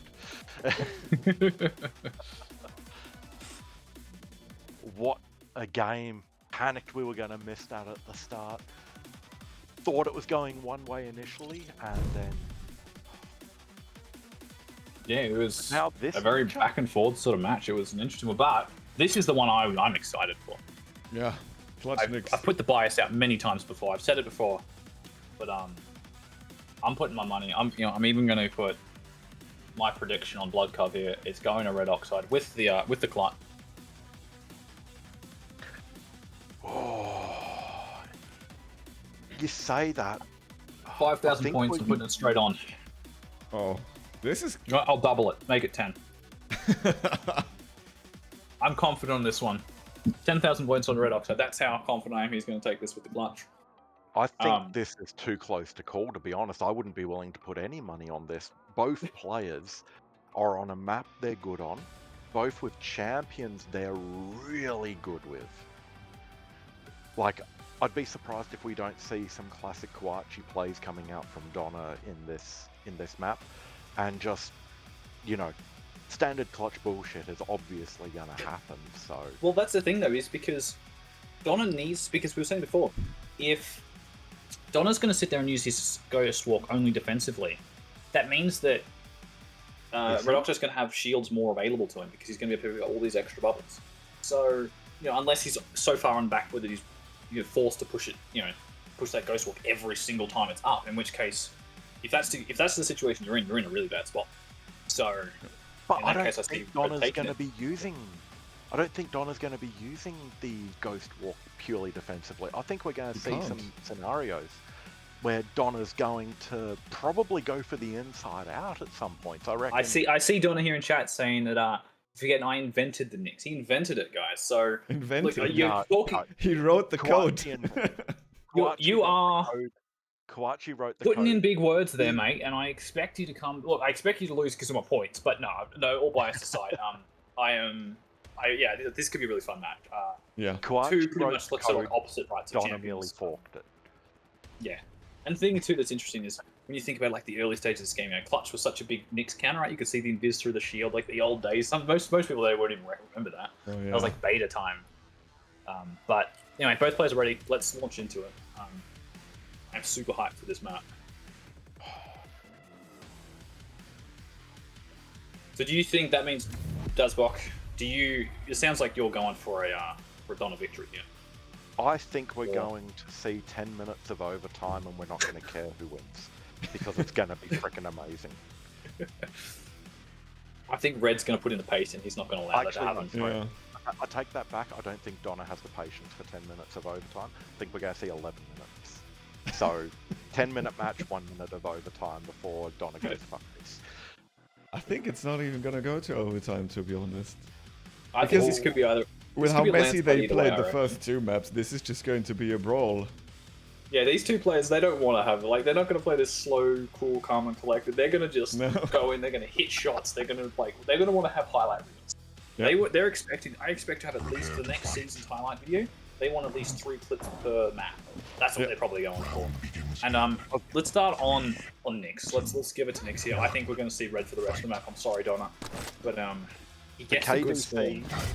KDC 1 frag movie is just going to be this map on show, isn't it? Come on, Donna, you invented this. You should know what you're doing here, man. There we go. Second time's the charm. Gets the rail jump, the nail jump up to the rail, and yeah, here we go. Caught with his Red's just pants using the down, speed and gets up. I like that from Red. Actually, he just decides to hop up quickly, get the rail. Beautiful vertical rail from both players there, actually. And again, we're going to maybe it's going to be a bit slower, but no, here we go. Red's trying to push in here. Both players still abilities up. Shields available. Items coming around now for the first set of rotations. Rails again, traded. This is a spot. Oh, the invis out immediately. Interesting here. Donna wants to go in for the aggressive play, and both players missing again. There we go. Donna connected with the shot, and the second one. Red is in the spot here. He needs to start connecting, but he doesn't hit with anything. 3 rails back to back for Donna, and he gets the LG as well, which is such a crucial gun too when fighting. And there is the visual difference between the two players coming out. Redoxide is such an easy target to hit with that big visual representation there. And Donna, small, light, petite, very hard to see, very hard to hit. And that was shown in the rail exchange. But the Red's the one who comes out better in that engagement, and going to catch up here. Oh, interesting to putting the shield out, but maybe a bit too far away here, and rails exchanging. All the damage going inside of Donna, and maybe I was too quick to give it all to can I bring my points back now, or is that too late to Here we go, going up the nail jump up again. I love that little jump. Such a great way to get up to railgun without exposing yourself too much. Red hanging on this side of the map. Gets the mega, and now Donna's heard the pickup of those time bombs, so he's got a rough idea where he's going, and trying to trap here at Rockets. Not going to happen. And interesting, he's maybe hanging around a little bit too long. It's got Red the heavy, but if Red just hangs around too long, he's going to keep taking rails. I like the invis out. Goes that one last cheeky shot. A bit risky, because if Red does get that shot off in time, he's dead. He was railable. But and pushing straight in, that's a bit of a gamble play there. Yeah. Not enough stack. Red was nowhere near low enough to sort of get that kill. Great job there. Donna would have thought he landed a bit more damage there, and it just wasn't the case. You got to. Sometimes it could be, the stack of some of these heavies can be deceiving, especially when they've got both the major items. Great rail there too. Donna super low here, and look at Red. Even after that engagement, Red's still got so much stack. He wants to try and catch out Donna immediately if he can, and he's caught him out. This should be a kill. LG up, perfect up, just 1 HP, and yeah, Donna, he knows he's dead. So I think in there he's just killing himself just to get this respawn. Get to the other side of the map. That was an unforced error, to be honest. I think regardless he was dead there, so that doesn't matter either way. So 1-0 currently in the first, and this is what I was thinking. Red could potentially do once he gets that advantage. Great rocket immediately invis forced. He's got taken no damage in this fight. He's got shield up. Look at that stack. He's a 400 HP clutch right now, and he's flying around, rail connection, shield out. Who cares if you're going up the jump pad? Go up it again. Got the shield. Easy. Another clean frag from him. Mega up. This is what Donna can't let happen. He immediately cycles back to these same spot here. He knows this armor shard's coming back in a moment. It's not. All right, never mind. Makes me look stupid now. He gets this one, but not below. He's got a few seconds to try and get towards heavy in time as well now. Donna caught with the wrong weapon out, and another kill there from Red. Donna actually just get a huge amount of damage off in that engagement, but still, Redoxide's going to be back up to a very respectable stack very quickly. And in fact, I'd argue Redoxide has the better stack out of the two at the moment, especially with does now. The first rail coming in. What a HMG damage coming out. And the big advantage too is the shield. Look at that shield. Like that LG. All right, I'm not going to lie, that was pretty terrible from Red, but it doesn't matter because he had that shield. So he had 3 times the stack, had the shield, and Don was hitting way more LG, mind you. Oh no, that is so unfortunate for him. The rocket launches, double jump and the rocket launch. Donna right up into him, shotgun out. And he's just been caught up to jump pad here. The mega health is going to be scary. The LG comes out. Donna with the better LG. Redoxide with an imitation of Shruls from 2023's LG. They're not able to do as much damage. Donna gets sight of where Redoxide's going. Because he is on the hunt. He knows that this map has large periods of time with not a lot of frags happening. And he knows he needs to work on closing that gap sooner rather than later. Yeah, I think Donna at this point too, he doesn't really want to take a fight for the next sort of 20 seconds or until he can get this ability back up. Great rail there from Donna, but Red with a really sharp shot back, and that's hurt Donna a lot more than it's hurt Red. Red can go in this next fight with shield. Error saved Donna there. That right there, it did. Yeah, nice rail there. That's gonna. Oh, I missed the second shot. This could have easily been a kill. Shield is forced here, and yeah, I like this from Donna. Honestly, after you hear that shield get forced, just fall back, because if you land a rail, it's going to do nowhere near as much compared to if he lands one you. The aggressive Invis did he hear it? I don't think he did, and he comes in behind. What beautiful damage rocket though was so good. Missed out on the item. That was actually such a smart Invis there, because he didn't hear it dropping down. He's actually railable right now, and that was perfectly on 90. And look at that Red hitting every shot. He did not miss anything in that fight. And cleans up that was Donna's frag to lose there, and just left or right, which way do I go? He picked the wrong direction, and Redoxide punished. Doesn't get any damage there. I mean, he's just probably. Red should just be pulling back here. He doesn't have the stack to fight this. He does have the weaponry advantage, and shield's back now, which is good too. But there's quite a big delay between these items. We're not even going to be able to just sneak straight over and get heavy. Donna jump around this high ground. And Red, he's just gonna he's just trying to listen out, find out where Donna is. Doesn't want to get caught out.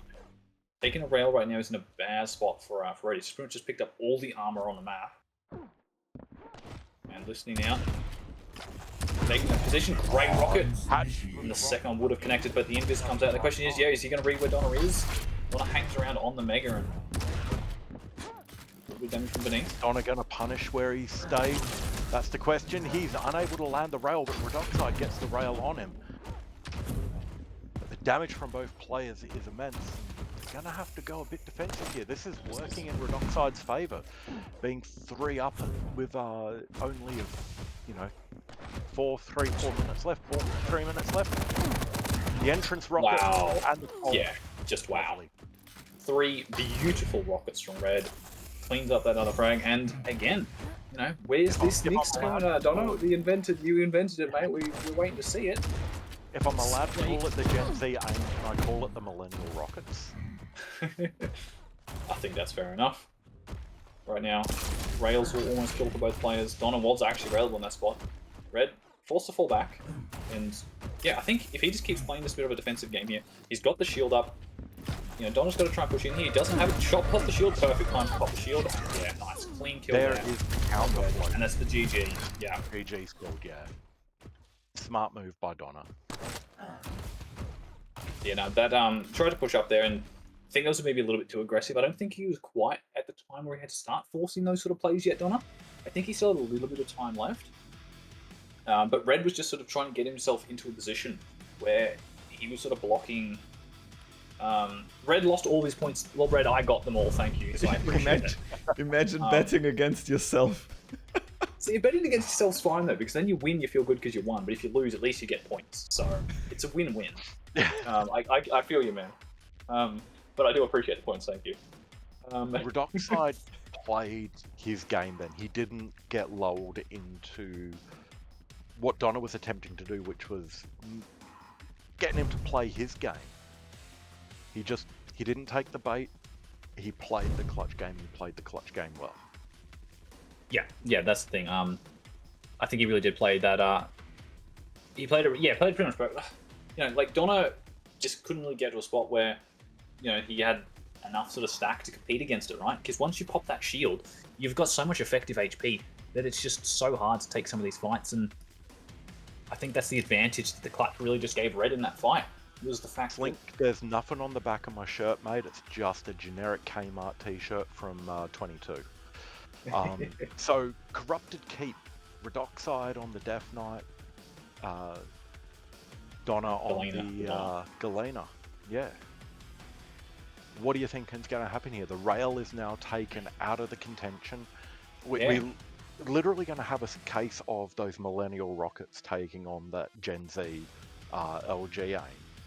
And I think it's going to come down to whoever's got the best LG aim, really. Like, this is such a... You don't think the Rockets are going to come into I effect think here? the Do you LG think Redoxide only will be able to squats. position the pipes in such a way that he can Look, utilize if he's gonna keep channeling Shrawlsy's LG, no offense, Shrawlsy, if he's gonna channel Shrawlsy LG, 23 LG.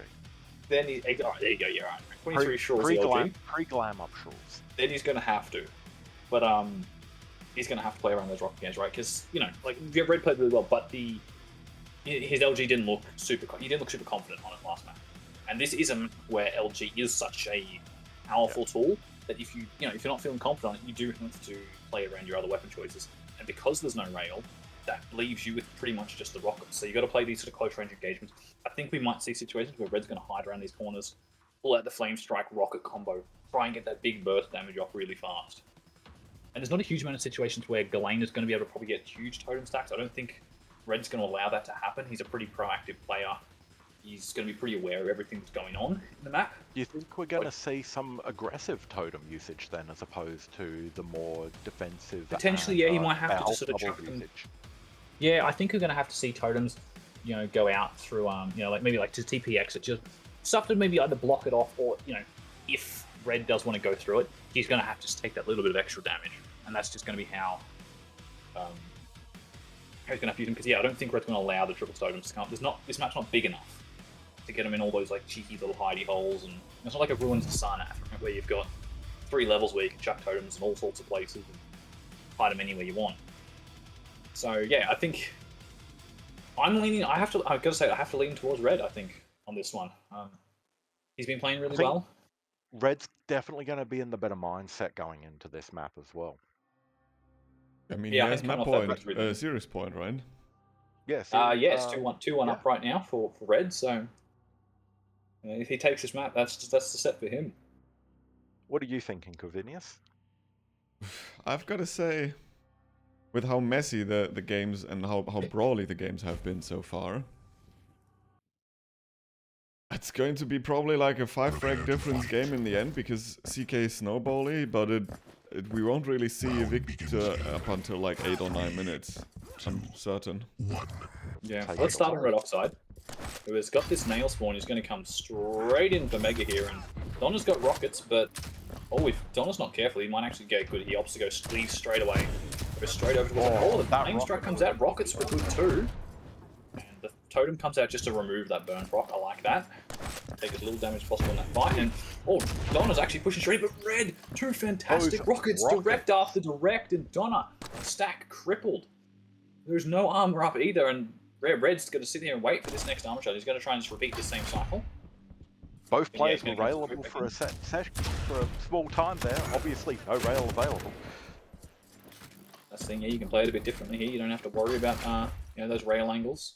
Mind you, heavy machine gun is it's your new rail gun that can do so much damage. And Red saw the cross, and I like the spam rocket there from Donna. It forces sort of, if Red does peek there, he takes that damage exactly what he saw. Not much LG damage though from that catch. Yeah. I think the knockback from Donna's rocket was enough to throw off the aim, and then after that shot came in, Red knew he wasn't safe to just push in.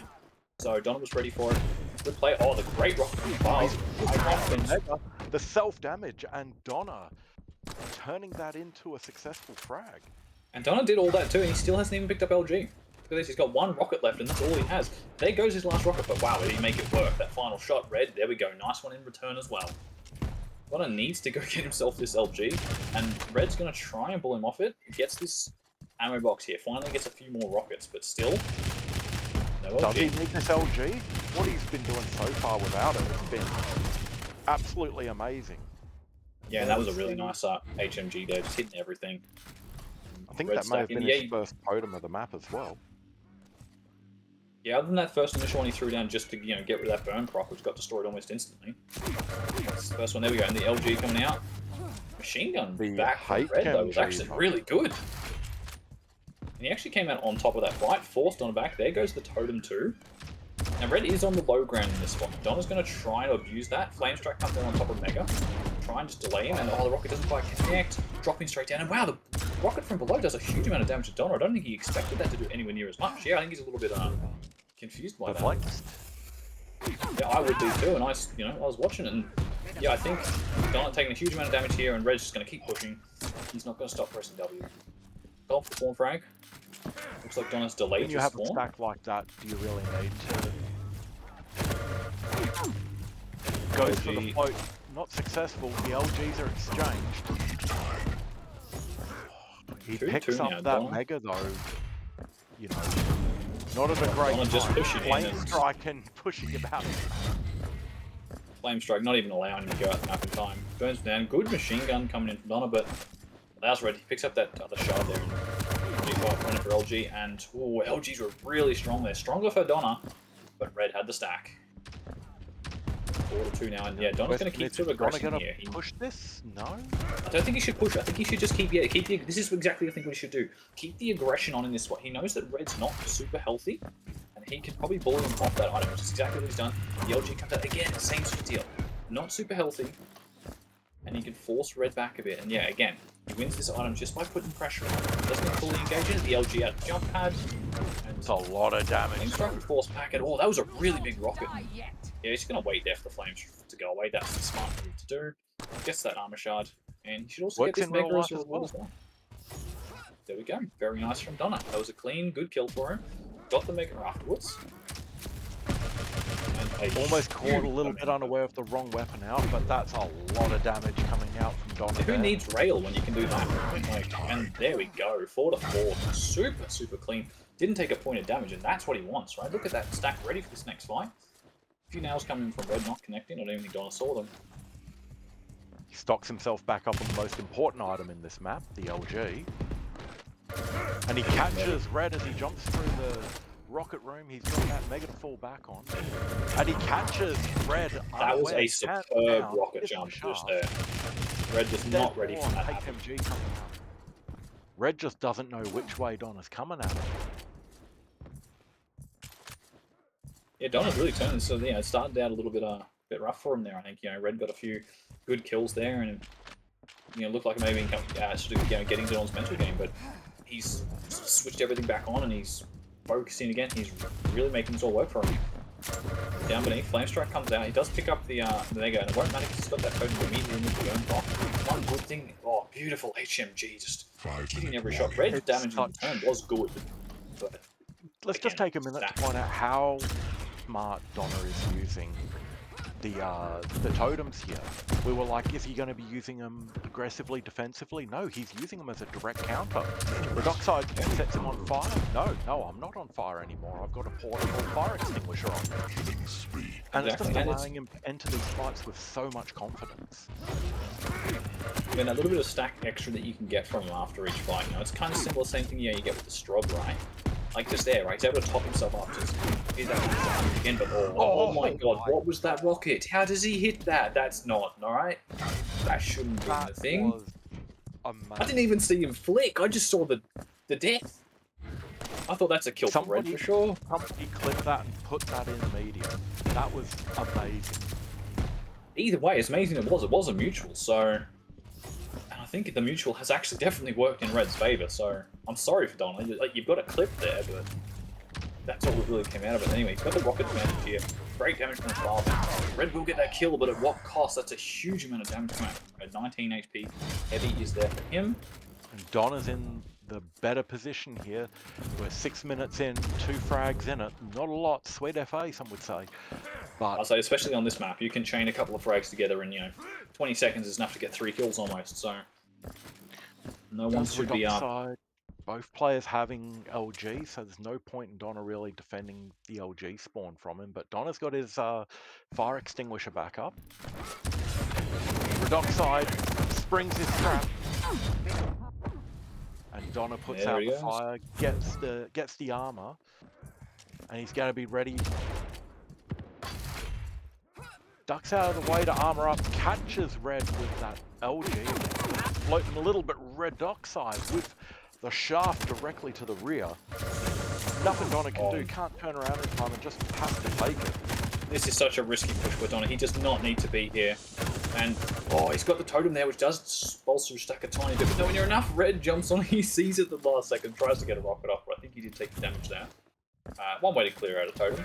But, yeah, that was such a risky push there for Donna. He really didn't need to be there. The LG's really strong for both players. It is stronger from Red. He gets Redoxide that was kill. just in the better spot. Had It's more an interesting LP choice for Red to come coming over here for the items, and the rocket to launch him so high into the air. That's probably just won him the fight, actually. If he didn't get launched like that, that should have been an easy rocket for Donna to hit. It would have been an easy kill. But instead, he goes flying, can't hit that mid-air shot, which is fair enough. That's impossible to hit almost. And pushing him with the shotgun totem out as well. Nice rocket there for Donna. And look how quick, sorry, from Red, and look how quickly it's just turned around, right? This was what, like 9-7, 9-8? We were Now 2 it's frags up for 11, Donna 30 seconds. only a minute and a half ago we were. Minute and a half later, it's roles reversed. Redoxide is now up 2 frags on top of Donna. And Redoxide's looking to be in a very, very, very strong position now. He is a bit low on the stack here. He's got absolutely no armor whatsoever. And yeah, he's just heard Donna come across. He's got to leave here. And so Donna's going to have a huge stack advantage in this next fight here. And Donna also delaying the item a bit. And Red, yeah, he's smart play here. Doesn't opt to go straight across. Donna finally will head over towards this heavy side. Good catch here on the armor. Oh, great shot. He's lost him. Fire even catches him afterwards too, but won't matter. The Mega's right here. I was going to say, Donna still has his fire extinguisher there. Doesn't need it because the Mega's there for him. He knows exactly where Red's going to be going. That's pushes. a lot Holy of nail shit. damage. Oh my god. That was a like 100% nail, and I think, yeah, like what we probably thought then is, well, Donna's going to get a free kill here, and it's going to be 1 minute warning. taking But no, Donna up jumped again, but- onto Redoxide's construction site. Redoxide said, "Here's my nail gun. Fuck off." Nails Isn't is able something to you've got to be catch him careful. with the rockets, and there's Donna's swing back. Oh, He's the going spawn came here, he's got him. That Mega. He's got to get back in time. Redoxide, I don't think, knows it's up. Donna's on the hunt. Yeah, if Donna can find him here, he can tie this game up. He knows where He's got to he do it is. soon because there's only 30 seconds left, and he's just seen him yet. Oh, good catch out here from low ground. The flame strike was beautiful, and wow, nice damage coming out from Red, but they totem as well to get rid of the burn. Is he just going to go for a small frag? He can't. He's got no LG. No, So he's gonna got have nothing stop to do try it and with. get Nothing weapons. to do it with. We're going to be pretty close to just an even match here for this. Oh, but we're going to push straight in. The LG coming out. He falls back off the item. I don't know if Red knows about the item because that Mega has stacked up heaps. But he's the one with the armor, man. And he's just jumped in. And that's it. Yep, that's GG. That one little jump there was a little mistake from Donna, and that's given Red the free kill, which has won him the game. Game. And not the set, game, the set. match, Redoxide. Look at How that, many was- freaking games have we had come down to the last 15 seconds tonight? I think everything like Two. it's like this Two whole that this are- whole set between these guys has been as close Except as for the it can be. previous map.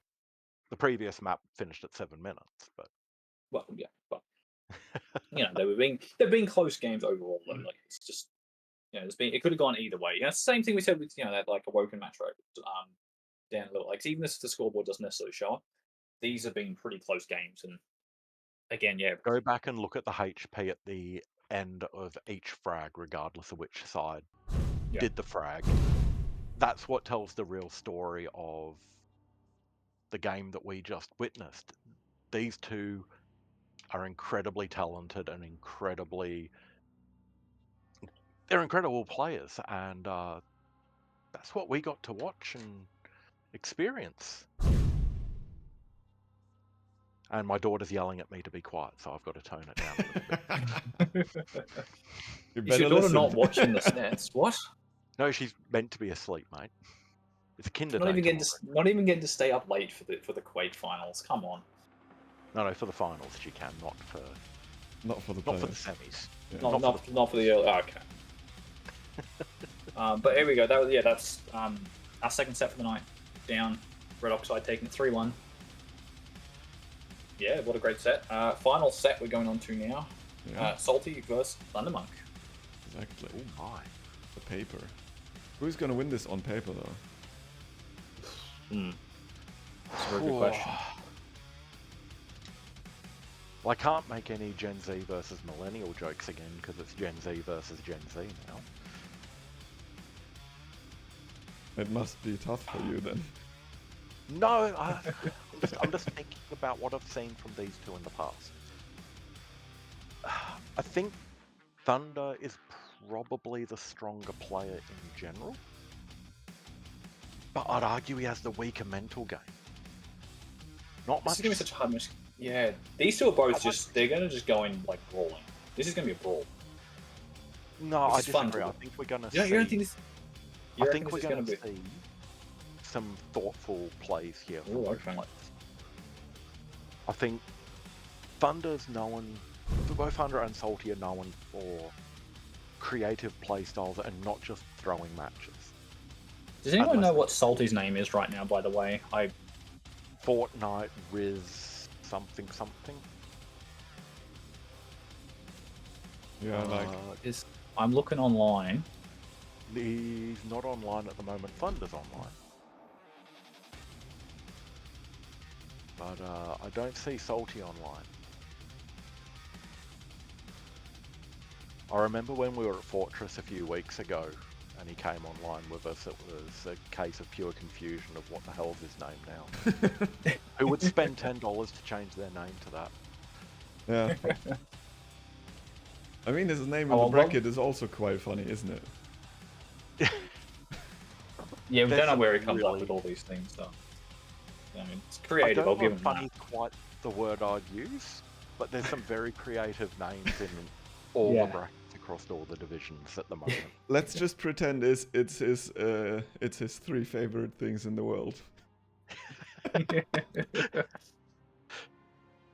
Alright, well, we wait for Salty to show up. Let's see how picks and bans are going. If they see what they've done. They posted in Have they chat, so actually done it? they must have been completed. So Yeah, where does I'll switch over. Let's see. Awoken Insomnia. We haven't seen Insomnia today, and we'll see it for sure then. Deep Embrace and Blood okay. Covenant. So Awoken is the second or equally most classic matchup. Again, nothing interesting to say there. That's boring. Let's skip straight over to the Insomnia. Yeah. Awoken with a yes. Ranger, does it get more chalk and cheese than that? And Ranger with Doom or Storm. It's just the matchup. Pick any of the medium characters for Awoken, and hey, you've got a classic Quake Champions match. Insomnia. That BJ coming against out Yeah, this is where it of gets more Frazer. interesting. Yeah. We've seen like BJ. I actually don't know. Like Nyx and Anarchy would have been open. I've seen them being played quite a lot towards the end of Insomnia's stint in most of other tournaments. But then again, the best of 5, and you maybe want to preserve champions for later on, so you force a ban from your opponent or whatever. I think it's a fairly even matchup. Eisen probably a bit better to control heavy room, but BJ is actually in any fight where there's not a wall to hide behind. I think he has a massive advantage over the Eisen. See, I really like the Eisen pick on this actually because the turret can do a lot of work when it comes to. The turret can be taken down so quickly, though. You need to get It can be, but it's more just like the distraction, the nuisance it can cause, right? So, and this map there is a lot of just right angle corners. There's a lot of small little spots to hide. So he can certainly just the jewel gets popped. Can certainly just pop around a corner, hide away from the jewel wield, wait for it's out. And the turret throw it out, make a distraction. Even if the turret just goes into a spot where you try and go up a jump pad, and you've got to deal with the turret right in front of you first things first. Just small little things like that. I think that the turret's going to offer a good advantage in that situation. BJ, as I say, if you can catch him out, that jewel is going to do so much work. But the question is he going to get him into a spot where he can catch him out? If Salty's going to play this smart, Salty should be hanging in spots where he can't get trapped by this jewel. That's what he needs to do. The big thing is going to be denying the LG, which on Insomnia is relatively easy to do. If you can, it's in a pretty risky spot to get to. If you've got that mega side of the map, down the you've got western free side of access the to map. rockets, and you've got plenty of spots there where you can spam shots down. It can be a hard weapon to get into. But having said that, I know you opened up with Awoken, Doom, Ranger, boring. I think Awoken is going to show us both players the most bare, the most raw, the most without advantage. Honestly, I don't know who's going to win this first map, but I think the winner of this first map wins the set. I think that's going to be. I think they'll probably take it. Potentially even 3-0. I think whoever wins this. Last time we saw Salty play, we assumed Salty was going to go in incredibly aggressive, and we saw a defensive game from him that honestly made Lua look like a psycho on his attack. Thundermonk is one of those players who's incredibly well-rounded, so it's going to be interesting to see if Salty goes for another one of those very passive, very defensive games again. How will Thundermonk adjust to that? Is the defensiveness going to be off-putting to him? Or, you know, is he going to adjust and make that strategy ineffective? Or is Salty going to completely throw us for 6 and come out of the gates like a bat possessed in hell? Honestly, I guess I don't think I would be too surprised if we do see this as a bit of a bloodbath. But anyway, there's only one way to find out. The only prediction I don't know I about you have. guys. What's your prediction? The only prediction I have is that whatever we say, Salty's going to do the opposite. Yes. So we will be wrong, but I'm going to launch the game. They're both ready. Yeah. Let's find out. There's only one way to find out. I want to see it. Everyone in chat wants to see it. We're going to see it in 4K on YouTube and 1080p on Twitch. No, there's no Only 4K stream for me today because No 4K, okay. I have shit internet and my upload can't handle the streams. What's your shit upload? Come on, you're 40. talking to Australians here. Okay, that's better than most of us, but it's better than most of us still. Let's be. Yeah, but it's like the 4K stream double takes mine. 40. So. That's double mine, so that's something. Like for Twitch, it doesn't matter what upload you have, even if you want to go for a higher quality, but it doesn't really work for YouTube. Yeah, for YouTube will take 4K. whatever you can feed it. Yeah. All right, let's kick this off. I think Thunder's going to want to play a bit more aggressive. He's going to want to fight a little more. Let's see what Thunder wants to do on the start here with the Doomslayer. Great movement. You know, you can get around this map super easy with this character, and he's going to have to use that to his advantage. Oh, hang on, we got ping problems. 48 ping for Thunder. Can restart. It looks like we might be. Are we going to restart, or are they just going to go? No, it looks like they're just going for it. No? Okay. Yeah, I think we're restarting. Yeah. Sydney servers have been up in the air a little bit as of recent, so we'll just relaunch that and see if that fixes itself. I won't say anything on the Azure versus AWS hosting. Like, that is the way of saying something without saying something. No. No? Don't read into it. Don't read. All right. So you actually said something, but then just say don't read into it, and They are both definitely virtual private servers.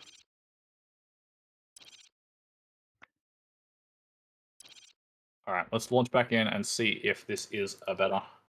Both players should be getting around 30 or so, I believe. My prediction for this game, Thundermonk on 48 ping, Salty on 16.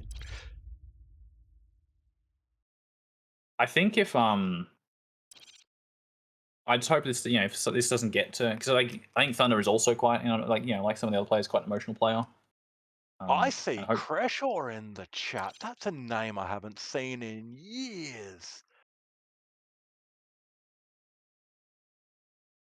So that is a name we haven't seen for a long time. Welcome in. You know, it's always good to see the names you haven't seen for a while. You know, people you used to play with or we'd see in servers, dueling and.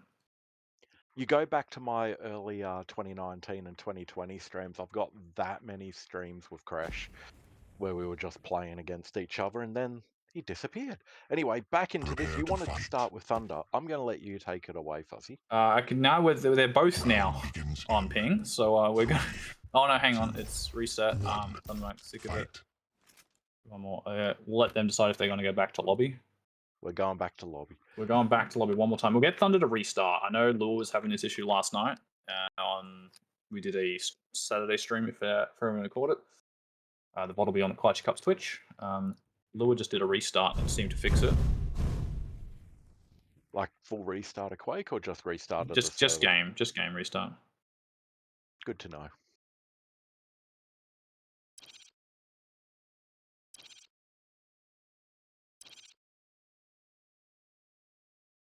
Fuzzy's doing a full restart of the game.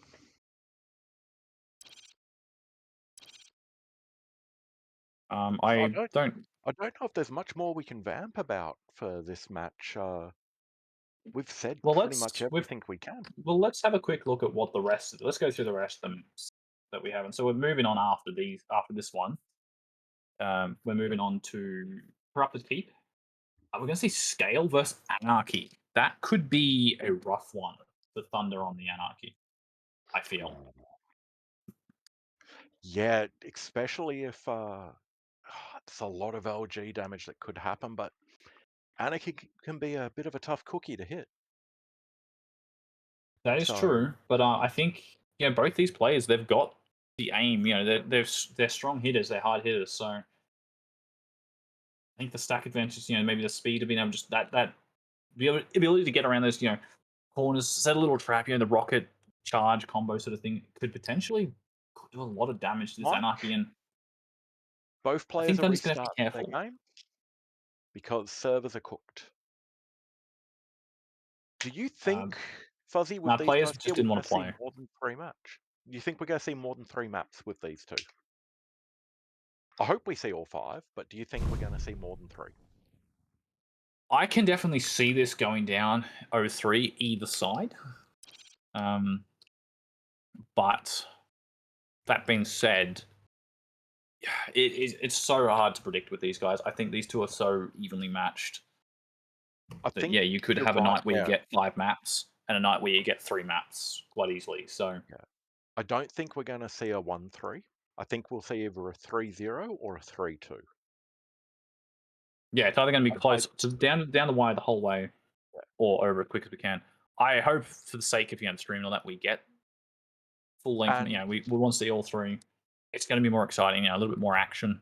And to be honest, I'm going to make a bit of a bold prediction here. If we see map 5, I think Salty's going to win it. I think just from a mental game standpoint, that Thunder's just not gonna have it. But if Thunder can get those first 2 maps under his belt and cinch the 3rd, I think that's where we're going to see a Thunder win. Well, we're launching back in. We're hoping for the best this time. For real. Because All the marbles Thunder, now. exactly. Thunder did say his net had been playing up, so I think if this server is still the same, I don't think there's much we can do about it. We're probably just gonna have to play it at. You don't at have 50? sync error on speed dial? Just give him a buzz. Say, hey, I know it's 4 AM for you, but can you fix up the servers? We got Yeah, can you just give us a quick dedicated LAN server, please? So we're Yeah. quick for finals. Thank you. Just jump in, reboot the VPS, please, mate. Come on. He'll much appreciate it as well if you let him know if something's wrong. Don't worry, the Australian Quake community has let him know plenty of times. Anyway, we're back in. Fuzzy says, There we go. Salty says it's better. That looks He faked better. sync error. 29-34. All praise sync error in chat, please. Then we will keep our fingers crossed that he allows us to keep going. Anyway, let's go to Thundermonk. Let's see what we get with the Doom off the spawn here. We'll pretend we never saw that. That never happened. That's right. He's going straight to LG. He just wanted to go lower ground. That was a lag. safer way to go. And Here we go. Yeah, this is where it's going to start properly. Thunder playing the quiet game now in this T position. He's just going to try and hear a sound cue. Wants to know where Salty is before he makes any sort of major play. Bit of tri-bolt spam here. And both players just effectively doing the same thing, right? They're sitting on their side of the map, playing quiet, or quiet enough. Thunder's making plenty of sound with the tri-bolt. I think Salty only just touched his keyboard. Heard the rocket jump up. Both items again. Where he is now. Same thing. No damage yet. Still 50 seconds in, almost a minute through this first map, and no one's even seen the opponent yet. This could be our first chance. There we go. Tri-bolt spam comes out. Still no damage. And Salty just protecting the side. Oh, there we go. Great initial rocket. Not going to mean a huge amount because this armor's immediately up here in this T position. And Thundermonk's just going to fall back. Salty is just... He is not allowing Thunder anywhere near that railgun. And items will be swapped now. Start to map 1 that we've seen all night. This probably is. I thought this was going to be a bloodbath. I thought we'd be 6 frags in by this point, but I told now you, that they've both got all the weapons, Defensive maze, and Thunder's adjusted to it. It's taken him less than a minute to adjust, but he knows silence is gold. And now we see us change in positions. Now we see Salty is the one up in this T position. The fake out of the jump pad. And all he catches him but swaps weapons just at the wrong time. No commitment yet. There we go. First bit of damage coming out from Thunder. Rail from him. Still no commitment. Missed shot there from Salty. A little bit of rocket damage too with TP. And oh, there we go. Nice little chunk too. Keeping the armor stack there on Salty. Low rail. Beautiful shot. And Thunder's going to be the one who gets the better stack here after this. Salty still not looking great when it comes to the armor. Nice attempted rail there. Not connecting though. Thunder with a little bit of self damage. Pushing through the rockets. Great damage and swapping out to the LG. Thunder will take the first frag of this set. 2 minutes in as well. It wasn't clean, but it was slick. Fuzzy's having to come. Salty's having to come in hard here. Sorry, you're not the one playing, Fuzzy. That's fine. These guys would smash me, so. And I think Thunder is in a missed rail too. That was a really hard spot for him to get out of. Just didn't have the weaponry, or sorry, didn't have the ammo to fight that. He was almost out on all of his weapons there, and trying to use the Doom double jump to get through there does take a big chunk.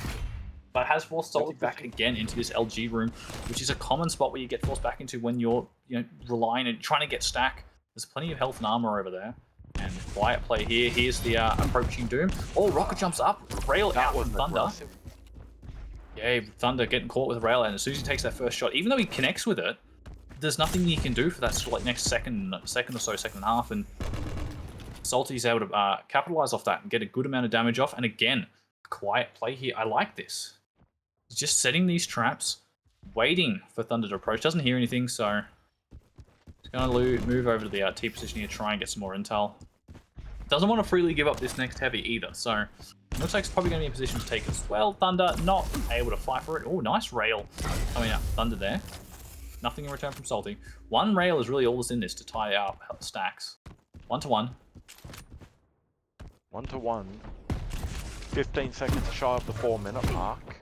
And that's a lot of damage coming out from Thunder. And that is a lot of damage from Thunder. There we go. A clean kill from him. A decisive kill from him. That's what that was. And there we go. Another beautiful rail as well. That's forced Salty back immediately. He's just turned tail and run. He does not want to show his face to Thunder again. Means Thunder is going to get this free item. He's just going to hurt him probably from behind. And yeah, using the nail jump up top. And he used the double jump, unfortunately. And oh, Thunder, really risky play pushing up there, but the orb's not going to be enough. Good damage coming out from Salty, but again, Mega's not going to be up for a little while still. He was way early on that time. Thunder's probably going to catch him out here with the rail. Good spam shots there from Salty. Stops Thunder from pushing in on him. But Thunder's still in the better position. He's got the weapons, he's got the armor, he's got everything he needs to make Salty's night a bad one. Misses that rail. Not that crucial though, but the LG coming out is strong, and the LG is all that Salty needs to get back on the board. He actually ends up from that fight in a pretty good position. The entrance rocket is fantastic. The LG does basically nothing. As I say that, he loses all of his health to the LG as he's forced to retreat and get the hell out of it. I don't think he really had the LG ammo to take that fight, and yeah, Thunder spawning LG meant that he could just push straight through. Oh, lovely rocket up the bounce pad Fish there. in a barrel. And that's actually going to be enough to win him this heavy as well. That was really well played there by Salty. Just pushing straight through, gets that damage, doesn't opt to try and go back and fight for more. Knows that that engagement was enough to sort of force Thunder off the item, and missed rail. Thunder, no idea where it's coming from, and actually spins around 180. Hits a beautiful shot. Salty opting to go for more damage. He doesn't want to. He's got this item to fall back on. Takes it and gets around to the rotation here. Doesn't want to walks into that rocket, and Thunder falling down into. Oh my god, look at Thunder go. He's just hitting shot after shot, and he does not miss.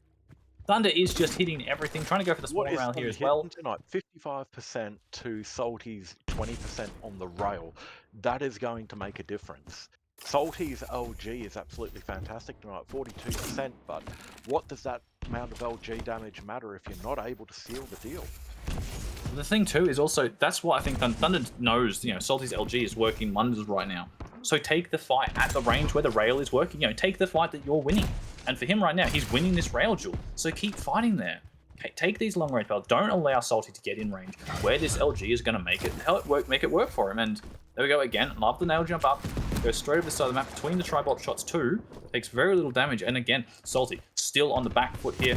This is good by Thunder, pushing in though with Railgun. I don't know about that. If he had LG, he probably could have got a bit of damage in. Oh, the orb straight onto the item. It's immediately removed by, you know, a well-placed rocket and rail, and that's another frag for Thundermonk.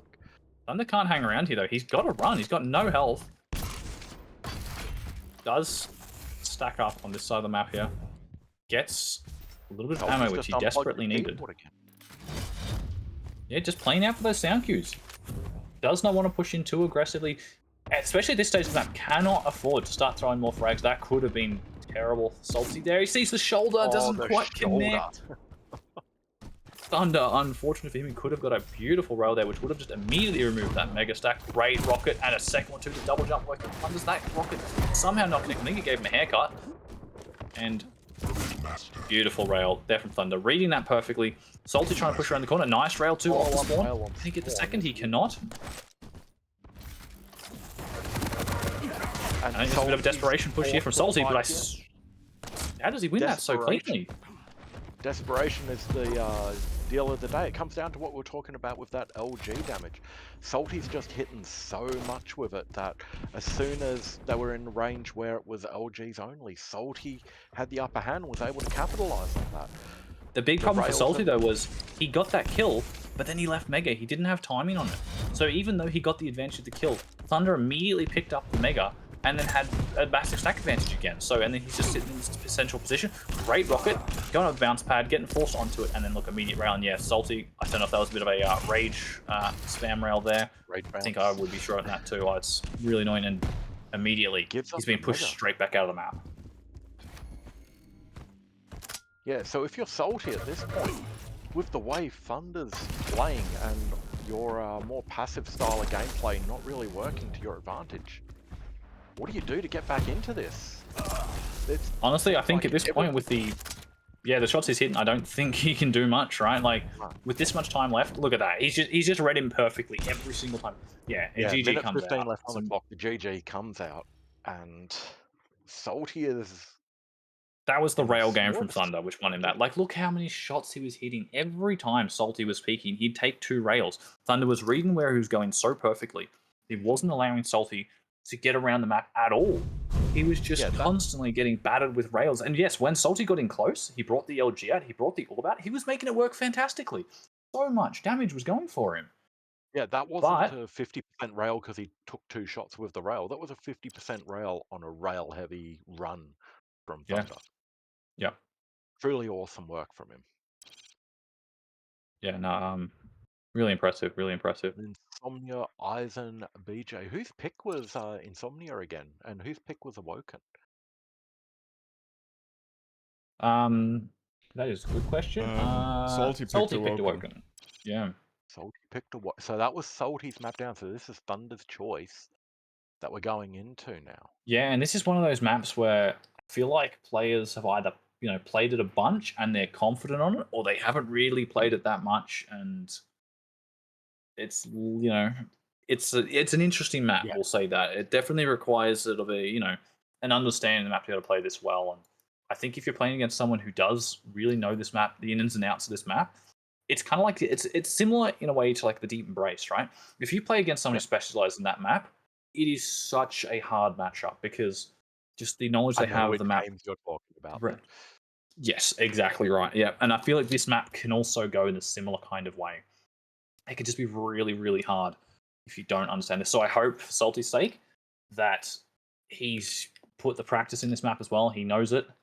There we go. Say silly mode off. He's actually going to try now. That was just a throwaway. So you can claim that all he wants, but we're not going to believe it until we see it. Yeah. Yeah. I mean, he said something about serious mode on now before Awoken as well. And we all saw how that turned out for him. 3 resets. That's the thing. He just lost his momentum because of that. Not that we'd started yet, but he'd been coming off some practice match or something. We'll give him some credit there or something like that. Yeah. No, but I think I think if Salty doesn't win this, actually, you know what? Because I think Salty wins the CK. I reckon Salty. All right. Things could go weird here. I think if Salty wins this, I think he then gets the map point. Because I think he takes map 3. Okay. If he doesn't, I think he's still got the safety barrier of CK, as long as he doesn't get into his head. So Yeah, I'm but gonna playing make a CK prediction. under pressure is also not the nicest thing, isn't it? but he's got, I think he's got the massive champ advantage, I think, on that map. Round So begins in I'm 3, gonna make a prediction 2, based on 1. what I want to see. Fight. Thunder's gonna win this map, and then Salty's gonna go for the reverse sweep. yeah, all right. I'd happen to agree. I think that might be how this goes. Let's start on Salty. See what he can do here. He needs to take this one. He goes here. Yeah, he gets the LG, which is nice. And oh, I missed that there. He's not happy with that missed rail on Thunder. It was an easy shot too. And then he takes one in return. He's really not happy with how that's gone out, because that should have been his item there. And yeah, Salty. He gets the weapons on at his least. mouse pad that's throwing his aim off. Obviously, finally hits a rail, but it's also returned, and he's not in a good position. He does at least get back to this, 100-100 stack here, but Thunder putting a delay as well onto that heavy. With the rails we've been seeing coming out, Thunder is in a much better position right now. Yeah, but this is a trap getting set up here. Oh, there we go. Great timing on that rocket. And two Lovely. big rockets, 130 damage or so coming up from those two shots. Thunder's probably sitting there thinking, how on earth did he hit those shots? He'd been walking the entire way. Thunder falling down, gets a little bit of damage off. He's just going to try and push straight in here. Oh, the read there from Salty, but the damage is not coming out, and the jewel comes out, but no. Salty gets the kill. I think he's, he's still getting his aim in, but, he's getting there. He's getting there. Aim is failing him. I think once, if he gets his confidence going up here a little bit, I think he could start to take this away.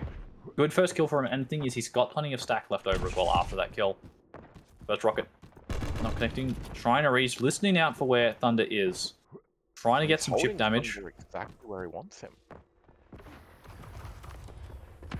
I don't know if that tower was intentionally placed there to look down that corridor. I think he was trying to throw it on the jump pad. But it actually gave him a good amount of intel as to the position where Thunder was. He's trying to go for the push there, but he hits that ledge. Doesn't go up top. From what I'm seeing here, I don't think Salty's played this map enough to understand. He's maybe not quite got the movement down on some of these little skips and that. And it's costing him a bit here. Playing out for the sound cues. He's having some aim troubles. He might be having hardware technical difficulties, or it might just be a pebcac issue that he's having with his aim at the moment. But he's definitely not happy with it. Yeah, he's not connecting all the shots. It's not hitting too badly, I think. Oh, there we go. That's a shot from behind. And yeah, Thunder's going to push in. Love the dual wield push in here. Extra damage in. Oh, he might actually drive the turret. 1 HP. No, he gets away. 25 HP. The Don't passive quite know BJ. what Salty was saying there, but Salty just needs to relax here. He's it's only one frag in it. He's still got the advantage here stack wise, and yeah, Thunder is really not healthy at all actually. So if he takes any real damage in this next fight, for this item, he's still way early for this item too. Another 10 seconds still, and it depends on if Salty's going to try and make a play for it. He's seen where Thunder's standing, so maybe Thunder's now realised it's not up. No, he's just going to keep waiting. Look, if you wait 30 seconds, it will eventually show up. As soon as he leaves, it does spawn. There we go. And he's just taken a heap of damage on that tri-bolt too. damage he didn't need to take as well. That was just impatience working against Thundermonk there. That's right. He's managed to get back to 100-100, so he's got that heavy. But Salty with a much better stack to take this next fight. Turret up. Look at that. See, that's the thing that the turret can be really good on this map, right? It just makes you think twice before you can go through those jump pads, get that high ground. And I think Salty playing real quiet. Hit the fact that Salty missed a rail on Thunder from Thunder. Thunder doesn't miss his rails though. There it comes 1-2. Rail misses in midair and Salty punishes it with some midair shaft action. Beautiful rocket, and I love this. Drops immediately. That's the decisive play I love in Quake, right? He hits that first rocket. He knows he's got the advantage. He's got the weapons. Thunder's off spawn. He pushes straight in with that LG. And look how clean and good that kill was. 3-1. Starting to build some confidence now. That's what Salty needs to get going in this set. If he can keep this going now, I think he can easily take this map down. 12 damage from the rocket splash, and Thunder's just going to hop skip away. Turret comes down, but taking 2 rails for it, and still peeking with Thunder, taking a shot at the turret, which means not actually going to get a chance to take the shot. onto Salty. 15 Salty's second split pushing between the off items right now. He's going to be working Thunder's favor though. Thunder's got the lock on both Mega and on the Heavy now. He's going to be able to get into position a lot better than what Salty can, as Salty's forced to run as his both Rocket and Rail completely misses their mark. And he's just forced out of all contention at the moment. It's a shame for Salty because that's the spam shots he was shooting were like almost bang on. They were off just by millimeters. I don't think he realized how close they were. And Thunder taking the high ground here, and beautiful vertical rocket. I don't know how that was a direct. Hits another second, nice one. LG out, really good weapon swap. Jewel comes out, and it's a mutual for them. Who's going to get the spawn though? Thunder is going to get the spawn on the far side. He's going to get Rail, which means he's going to get a shot on Salty. Salty, able to steal away Heavy. Is he going to be able to get the high ground? No. Thunder's going to be really quick getting onto that through that TP. Doesn't want to give Salty a chance to get up there. LG out, gets a little bit of a tickle off.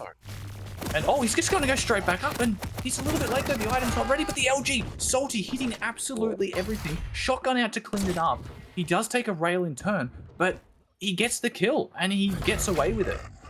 That was a really risky play by Salty, and look, it's worked out for him. If Thunder just was continued to watch that angle, they would have got that easy Rail, pushed him back down. But he gets 5-2 now, and Thunder, you can't do that. Yeah, too clean, too easy. Just cinched Salty this map.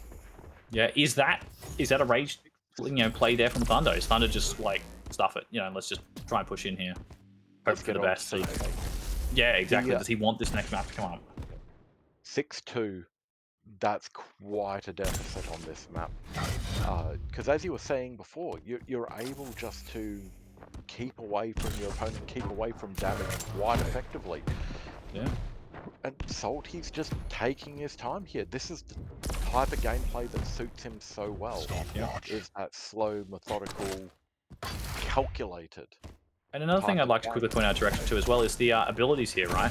While the turret hasn't done a huge amount, great direct, swap out to the shoddy, yep, perfect, and yeah, gets that kill. Yeah, while the turret hasn't done a huge amount, it's done enough zoning damage there. That's a Rail coming out from Thunder, gets the kill. Can you guys stop doing stuff so I can talk?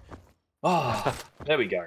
Flame of light. But yeah, the dual wield isn't doing anything for Thunder. He's popped it numerous times, and again, look, he's popped it here, but oh, there we go. Now he's actually White Thunder. The second I say it's useless, you do so much work with it, making me a liar every time.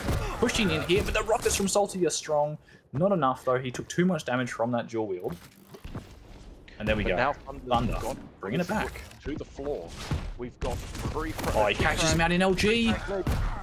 Rocket bounce happens. There we are, down to 2 frags in it now. With not a lot of time left on the clock. The rails are hit. 2 rails, but the HMG is doing a lot of damage. Panic from Thunder with that rail there, not able to get it to land. Makes sure the wall knows that his displeasure is felt as things are slowing back down again. Thank God, I can't keep up with what's going on. This went from like 0 to 100 so quick. And but that's what Salty just playing quiet in the high ground. Thunder needs this to be at 100. He's got 2 minutes left to get at least another 2 frags on the board if he wants to keep in this at all. And as each second passes away, as Salty just listens for him and moves that millimeter so he's not saying. Beautiful play from Salty. Here's the jump pad, pushes out. Oh my God, that rocket, and that's gonna be enough to get the kill.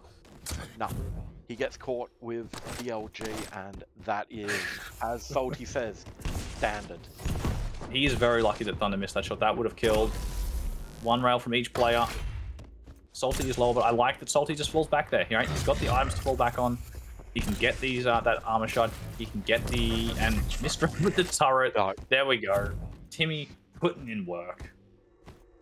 Just standard things for Salty. A minute left on the clock, 4 frags in it. This is GG. Yeah, and I love the shotgun trap as well. Thunder's going in trying to clear the turret, not expecting Salty to be standing right next to it. 2 chunky shotties. Good rail as well to follow it up with. And Thunder, he's just getting peppered down in all these fights. Every time he peeks, he's taking a heap of damage. He's just trying to push in, just nail out. That's good enough. Suicide works for him too. 10-4, and there is no way back in for this. And we are seeing a CK where both players are going to be wanting to go completely ham at it. Yeah, and as I said, I really don't see. I think Salty takes this CK, and we're going to see Salty go up to match. Like, I don't know, like maybe I'll be wrong, but this is good rocket there. There was Thunder knowing his own inexperience in this match, assuming Salty would have the same inexperience, Maybe, and hoping to get a little bit of advantage from that. I think this was more of a pick to get it out of the way early and get good champ bans on it early. Yeah.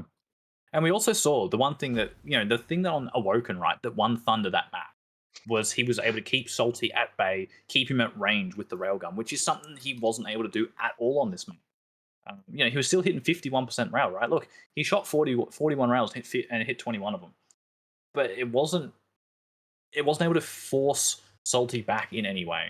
Salty was still able to play his game. It wasn't able to dictate the pace of the match like it did on the Awoken. And that's, I think, why it was such a pivotal thing on Awoken, where here it just didn't have the impact. The minor items are what really made the difference as well. You could see from both players, it was relatively equal pickups on the Megas and Heavies. But it was those small 25 HPs, the small armors is what made the difference. Salty had them there where he needed them, and he had that mental fortitude. I feel dirty saying that about Salty, but he had that mental fortitude to hold back at the right times and unleash the fury at the right times. Yeah. He calls it serious mode. I just call that playing with your brain, and he did that really well. Well, let's see if they can keep it up for the CK. I'd say he's got the champ advantage here. Scale Bearer versus the Anarchy here. And if he keeps hitting, he had really strong LG in that match too. So I think if he can keep that up now, because there's no rail for Thunder, right? That's another thing. Thunder's first map win, we can almost put down to the railgun. Yeah. And then the second map, he wasn't able to dictate the game as much with the railgun. Now we're removing it completely. So is he going to be able to adapt to that new sort of play style? Is he going to be able to do something with the speed of the Anarchy? How's he going to go about playing this? But he's not having that much of a speed advantage, does he, against the Scale? Well, Scale's a bit slower now, but yeah, the Scale, if he's got the charge coming out, he will be, he's certainly going to be a speedy guy. You don't want to be in front of the Scale Bearer as he starts running at you.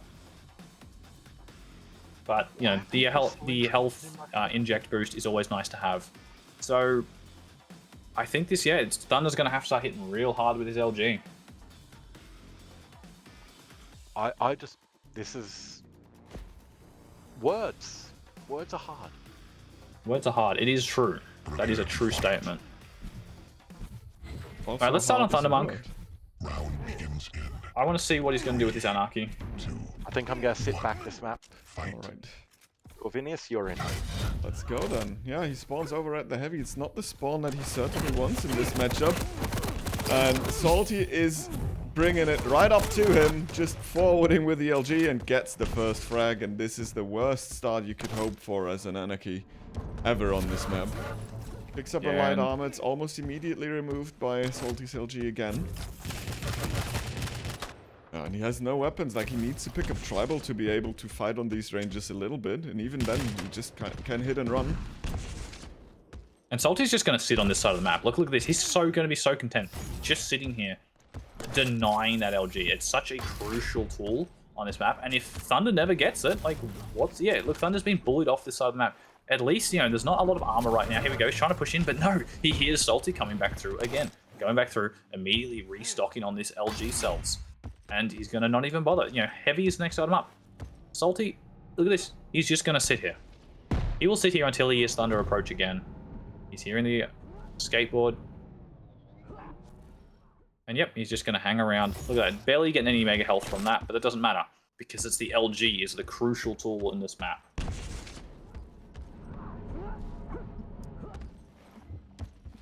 There we go, finally. This is his opportunity to get in there. And there we go. The advantage he's going to have. This Scale, he's a big character. He can easily get peppered down by this HMG. And he's not going to hang about. He doesn't want to take that extra range fight. He knows that, he's at a disadvantage. So Salty falling back, trying to preserve this stack. Doesn't want to allow himself to go down. LG out, spamming through. Pushing Thunder off this item. Great LG as well. Thunder running back, wants to make sure he doesn't lose that item. Good rocket jump up, but the LG ready by Thunder. Big damage from both players. The machine gun, huge damage. And Salty surviving just. Thundermonk no better on his end. Both players doing a decent job to restack. The Anarchy's going to have to inject up in a little while. Actually, no, you've even got those items. He just used it prior. Thunder in position for Mega. Salty dropping down, getting the armor shard. Is he going to be able to get in any way to take this fight? Thunder's dropped a little bit early on this item. And again, we see the exact same repeat of the previous engagement. Thunder's down on the low ground a little bit too early. And it means that Salty gets the Mega, but Thunder gets the other side of the map and gets the heavy, which is what he needs, right? The heavy is much more important for this light, especially for Anarchy. He's got that inject to get that overstack. Great damage coming from Salty's rocket's not connecting. There we go, good defensive, and there we go, the charge comes in, and perfect, Thunder but it's dodged.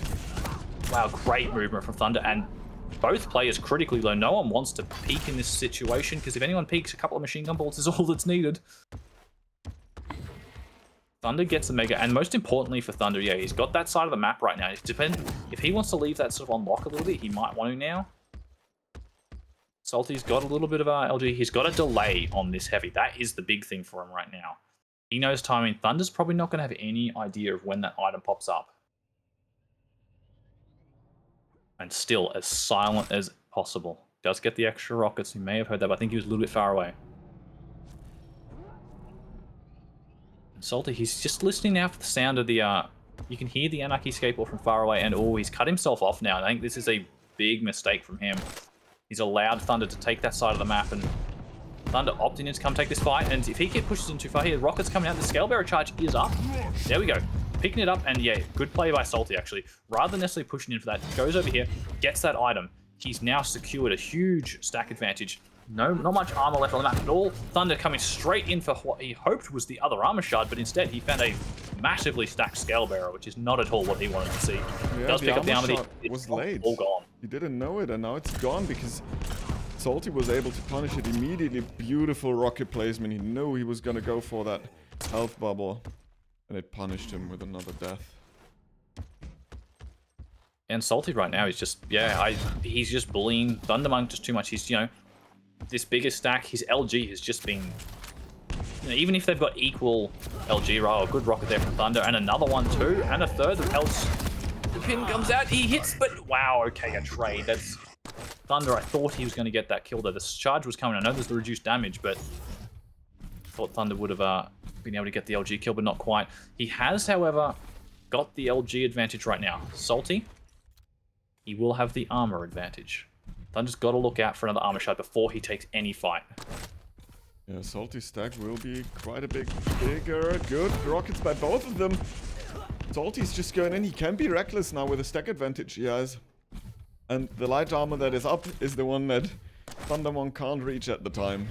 So he needs to go on the outskirts of the map and scramble for something, but 5-minute warning. Salty's not letting him. If Salty is aware of it and not waste too much time, he could get both items, delayed but I too think, much. yeah, he delayed it, and now he's allowed Thunder in it. And this is good for the person out of control now, because he can take these sort of bad fights, and even if he loses the fight here, the LG is so strong. Thunder, the inject too, he's going to be able to push straight back in. The charge comes out, and oh my god, the charge saves him. 13 HP. That tiny little bit of damage reduction was enough to keep Salty alive. Thunder will be. Oh, that's unfortunate for him that he did not manage to get that, secure that frag there, because that would have been the frag back into the game.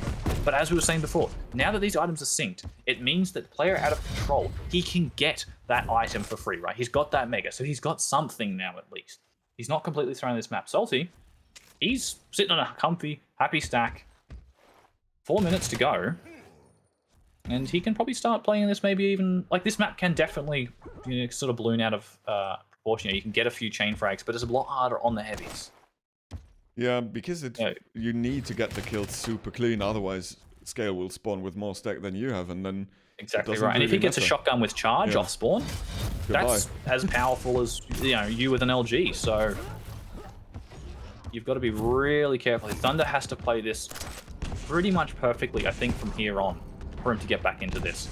Yeah, I think Anarchy can be obnoxiously strong on a map like CK, but you need to play it clean, and so far it's not going clean. Salty's always able to return a massive load of damage. Good use of the bull rush there, nice spam rocket, and Heavy goes to the Scale again. It's not a fight that Thunder can fight, and any he's damage just lost he out on takes, his major item as well. Yeah, because he peeked and he wanted to punish the pickup, which he can't, and then he loses 2 major items, and now his stack differentiation is even bigger. Like, he has nothing to fight for. Every little chip damage he gets from Salty means he's basically dead in a face-on fight, and now he really needs to be in position for Heavy to at least get some unreturned damage, but I think he's not able to. So do I dare say, is this it for... Is there a way Thunder gets back into this, right? Like, the way Salty's playing right now. Good rocket. Bar him making a catastrophic mistake, but which I don't think he's going to do. That's damage reduction with the charge. Yeah, this matchup is just so hard for the Anarchy. Scale can be such a punishing and bullying carry. He takes that direct, yes, but what does it do really for him? Let's be honest. Like, look at it. He's still got a higher stack. He's got the weapons. And look, how he got 6 time belts. Now Bull Rush is already back. He does actually do a good amount of damage, but again, Heavy's going to be up immediately for him. And yeah, Thunder calling the GGs. There's no way for him to get back into that game at that point. It's such a hard match. I think that just purely came down to the matchup, right? Like, just, you know, that Scale Bearer into Anarchy is just such a brutal fight if you lose control at any point. If that Scale starts dictating the pace of the match and he gets to control the map, and we saw it at the start. I think that was the crucial thing for Salty, was he had a brilliant start to that match. He played it perfectly. He denied Thunder getting into that LG. He got a couple of frags before Thunder even touched the LG in the map.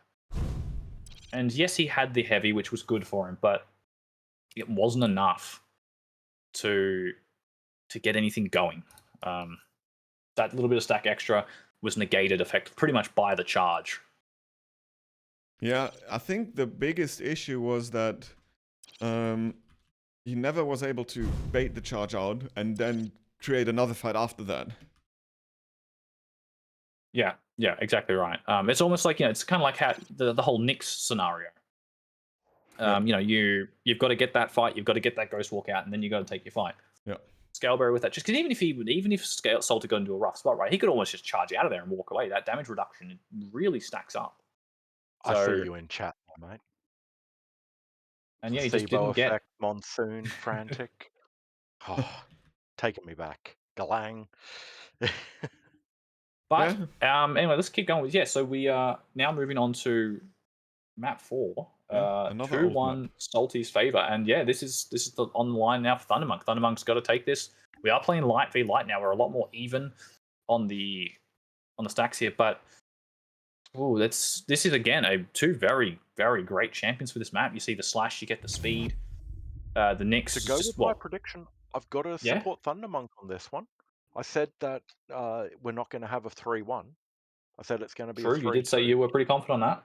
So based on the channel points right now are not going with you, but the channel points are wrong. I'm going to say that they're wrong. Now, all of you voted. Well, let's put you're going to put your money where your mouth is. Fuck yeah. Where are we? Predict. Thundermonk. Proceed with custom amount. 2,000 points on Thundermonk. He's not that confident. He would put more on if he was more confident. Okay, fine. Where are we? Oh, look at that. Someone big spender over there on Salty. 24,000, 88%. What's the total I can spend on this? I don't know how many channel points I have. Let's put another 2k on. All right. Let's see what Thunder can do on the slash. He's got to make something happen here. Like usually on this map, I think Thunder has to be the one to be able to get in control. He can't let Salty get away with things. A lot of MG damage there, as he's going to be able to claim the mega health for himself. Salty's obviously over and he's going himself heavy armor, and he's probably going to get himself uncontested rail as well. He's actually sitting just beneath Thunder, trying to, I think, punish that pickup, and I don't think Thunder's going to have any idea that he's sitting beneath him, because why would you? Look at that. Yeah, beautiful rail. Missed. Doesn't get it, and nice attempt. I love the thought from it, but it just doesn't work out. I think this map might play a little bit more towards Thunder's hands, because I think being a little bit more open, a little bit more rail heavy, it's going to allow Thunder's playstyle to shine a little bit more like it did on the Awoken matchup that we first saw, where Thunder did just dominate the match. And whether or not he's able to keep that going is what is important for him. You know, I know he wasn't in chat. He did put he wasn't overly impressed at this map's in the map pool, but great rail to begin with. Almost the second one too, which would be a nice follow-up. And the question is he going to push in here for some aggression? No, he's just going to happily sit back here. Gets out of there, and that's what Salty needs to do, is making sure that he avoids the conflicts that he can't be part of. He sits and waits for that heavy, but taking a lot of damage for it, and Thunder walks away only a little bit shy on the armor at the end of the day there. So we're going to see both players going a bit sneaky. Thunder knows that Salty's probably going to be going for those vials, but Salty avoids the pickup sounds, and the sound of those skates are going to give him away, but the rails are exchanged and we're still at neutral territory here. And the plus back is coming into effect, but he takes a rail for his troubles there. Nice rocket jump there for Thunder. I think that avoided that rail because of that. Nice shot. And because of that too, here we go. He's got this first level control. Good read from Salty. He read it correctly. He missed his shot and Salty did connect. There is an armor shot immediately waiting for him, so that doesn't matter too much for him. He's still on a really healthy, comfortable stack. No overstack. The question is though, can he... It's not going to connect. That was a bit of a wish from Salty there. Oh, beautiful prediction shot there from Salty. I think that was a direct almost, and... Again, it's not a huge setback here for Thunder because he's got heavy to immediately fall back on, but Salty's got the high ground advantage, and Thunder is opting just to go straight up. Risen Invis if he needs. Trail comes out, going to stop Salty from dropping on him. But I don't think Salty would have anyway with the stack left. Both players pretty even there. No armor on Salty now until he gets that shard. Thunder not looking too great either. And look at that. All right, after that fight, we're pretty much sitting 150 both players. We may as well just be at the start of the match. So, oh, but the read, Thunder's not ready for it. Direct hit coming out, and the rail would have killed. I think not quite. No, but what a catch from Salty there. That was a trap, perfectly set up. The rocket. I think it was also a little bit just you know, neglecting it a little bit from Thunder, right? He just didn't even like look in that direction. What a shot and a beautiful. Yeah, he's happy with that. He's feeling it now. The nice one coming out from Thunder. You showboat all you want there, Salty. You earned that bit of gloat, my friend. As we're going to see Salty 2 up. Breaking my prediction at the moment. Mistrial from Thunder. Would have been a nice shot to hit too, because it would have been just after that heavy armor. Pressure might be getting to Thunder a little bit here, being 2 down, 3.5 minutes in. The shots that he's been hitting the previous maps just are not hitting at the moment. We're going to see he's not in a position that favours him much. He's basically forced to play with just the small armors at the moment. Salty's in such a good position. The rockets miss, both entered, and Thunder's just running away with that gauntlet out. Thunder's just sitting here with Gauntlet. I think, you know, he should have had his LG out there getting ready to do some damage, but there we go. Nice rail from him from below. That's really good. He needs to start getting some of this damage off it. Salty's going to be protecting this Mega, and yeah, Thunder, no way on earth can he jump up top, which he doesn't. Good movement blunder there, but won't cause him any loss. Good read there from Thunder. Oh, good damage in return as well. And that's actually going to be enough for him to push Salty away from this heavy. Yeah. So yeah, this is now Thunder's heavy. And not only that, it should be an uncontested. I love the little attempt there from Salty trying to get that angle, but that was a really, really, really difficult shot to hit. Oh my god, there we go though. That goes to the heavy. So fired that rail shot in a completely different time zone. Oh, but Thunder just sliding through the speed of the slash. Salty not ready for it at all. And he's probably just sitting there thinking, what on earth is this guy doing?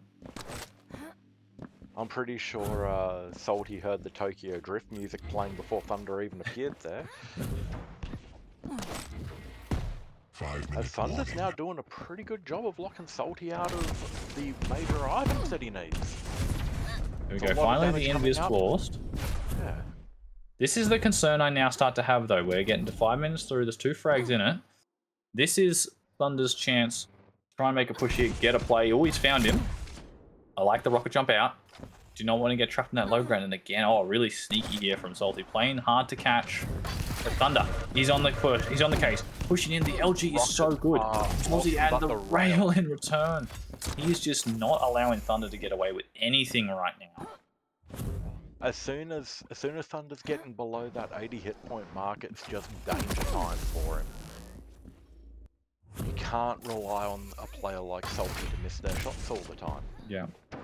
And one thing to keep in note now is we're 5-0.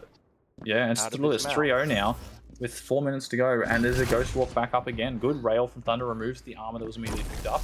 But look at that one in return. This is the thing that Thunder's having so hard. Salty is not allowing Thunder to get any unreturned damage. And that rail was enough to come over here. steal away heavy. This is such a huge stack now for Salty to work with. Thunder is running out of time. He's not ready. He's got no idea what time this is. Just dropping down. Good rails. Actually forced off. But look at that. Thunder's waiting for this item.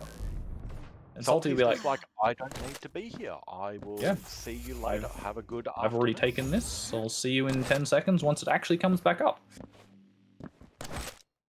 Question is, there we go. That's a good rail. Salty doesn't and another one. Here, and he's just not taking them.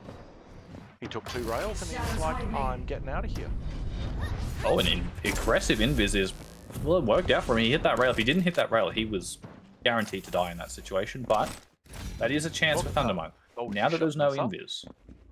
Yeah, I know, right? It's because he can just play this defensively now. Because with the time limit left, if he doesn't get these orbs, and the thing is, Thunder's not using the trail that much, so he's not picking up these orbs. And without those time shards, 3 frags, we're looking at least a frag a minute here. Doable, but against a Nix, that's hard. Eat my word, my prediction of a 3-2 matchup here. That's definitely how it's looking at the moment. Because with the way Salty's playing, even if Thunder's going to get a frag, I don't see it occurring in such a way that it's going to be clean enough for Thunder to be able to follow up on. So each frag's going to be earned. That's 30 seconds. That's just slipped off the clock. It's 30 seconds of making Thunder's life a lot more harder. It's a lot more miserable. And I'll say this, we had at 4 minutes, I think it was when I first said, it's like Salty's getting the lead here, and now you can start playing turns. It's been 2 minutes, 3 minutes now of just pure perfect defense playing. Like even there, he could have very easily tried to push in and secure that frag, right? He hit 2 rails initially. He's like, well, why would I bother? He's got 2 minutes to go on this map. Exactly. Play. And invis, and Thunder's had no, in the last 3 minutes, it doesn't even look like Thunder was going to frag him. I think once invis got forced. And it's just, Thunder's going to be questioning, no is he even in the map anymore? Yep. I don't think, looking at Thunder's point of view, I don't think Thunder's actually seen Salty in the last 60 seconds. Okay, we'll have heard that, so this might be a chance for him to get some sort of reaction. There we go, but immediate. I like the fact that he forced out to use the invis immediately. He didn't wait till he was on 20 HP to use it, because now if he gets caught out, he can still take a fight. There we go. Beautiful defensive rockets. Thunder has to keep pushing in here, but this damage is just too strong, and I think that'll be a GG there. There's no way. And look at that, immediately. You're worse than that's a true compliment right there. A compliment from Thunder. Kuachi was a true legend at plus back on the Nix with this on this map. I've experienced it many times myself. It is the most infuriating thing ever. Beautiful try ball. And I have egg on my face. This is a 3-1. Thundermonk concedes, and Salty with a very, very well earned victory. I think Thundermonk's just realised that he's lost. Yeah, that was the third one. GG's. There you go. What a set to play on at the end there, and Kuachi invented it. Salty just forked the code. Yeah. What a night, guys! What a night. Yeah, this has been some fantastic games to for this special sort of edition of our weekly finals. I think everyone played their heart out today. We had some phenomenally close matches. We started our sets off with Dan versus Lua, which may have looked a little bit, potentially looked a little bit one-sided, but I think the matches were a lot closer than what they they may look on the scoreboard. And like that, especially that Awoke in particular, there's a couple of frags there, which was it pretty much turned the tide of the battle there, which Dan survived on 1-2 HP, and that was it. And then we moved on to Donna versus Red. Again, I think these guys are very evenly matched up players. Yeah. Both just really experienced overall, really well played. And then our final set here, Salty v Thunder. Not quite how we expected it to go down. You expected the full only by one, the full 5, and well, I expected the full 3, the 3-0, and then you expected the full 5 map. So we were both wrong. Did anyone predict the 3-1? I don't know. I didn't. I didn't predict at all because I didn't want to be wrong. Exactly. If you don't predict, you're not wrong, are you? That's right. So Yeah. With the three of us That's- here, that's there's the- only that's the 3 trick. possible outcomes. One of us was bound to be right if we all predicted. Yeah, true. yeah. Then let's do that next time when we are the 3 of us together. Just predict 3 different, and we can always say the desk is right. Exactly right. Perfect. No, it's been a really fun set tonight, And this it's has been been great a to pass night with you that I guys. think it's worth going back and watching the VOD Yeah. because Yeah. all the matches were great. Just looking at that final scorecard from each of the matches doesn't tell the whole story. As you said, it looked unbalanced from a lot of point of views, but if you look at the actual matches and how close each of those frags were earned, for the most part, it's been one of those nights where you don't know which way it's going to go. Yeah. Yeah, Yeah, exactly. good set. No, I appreciate all the channel points from everyone. Thank you very much. I did pretty good tonight. I cleaned up.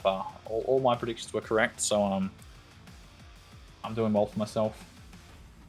I think Fuzzy's going to be jumping off of here and taking a good drink of hot water and honey to soothe the old vocal cords. I don't think you've shut up at all tonight, mate, and it's been awesome.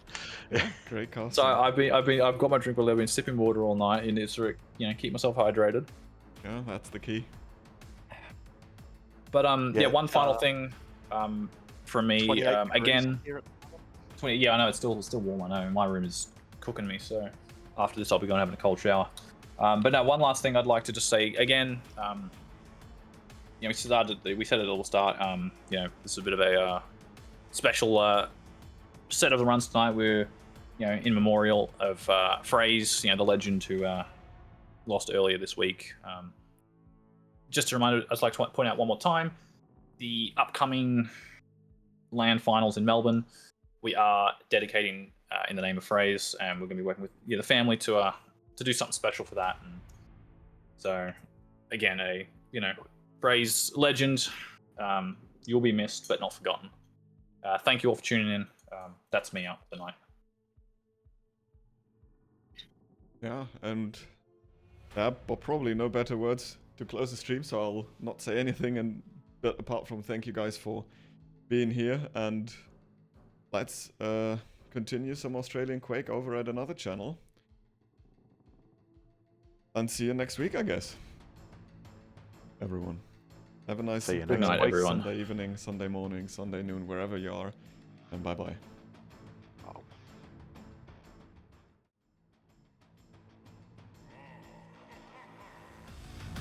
Well said, Fuzzy.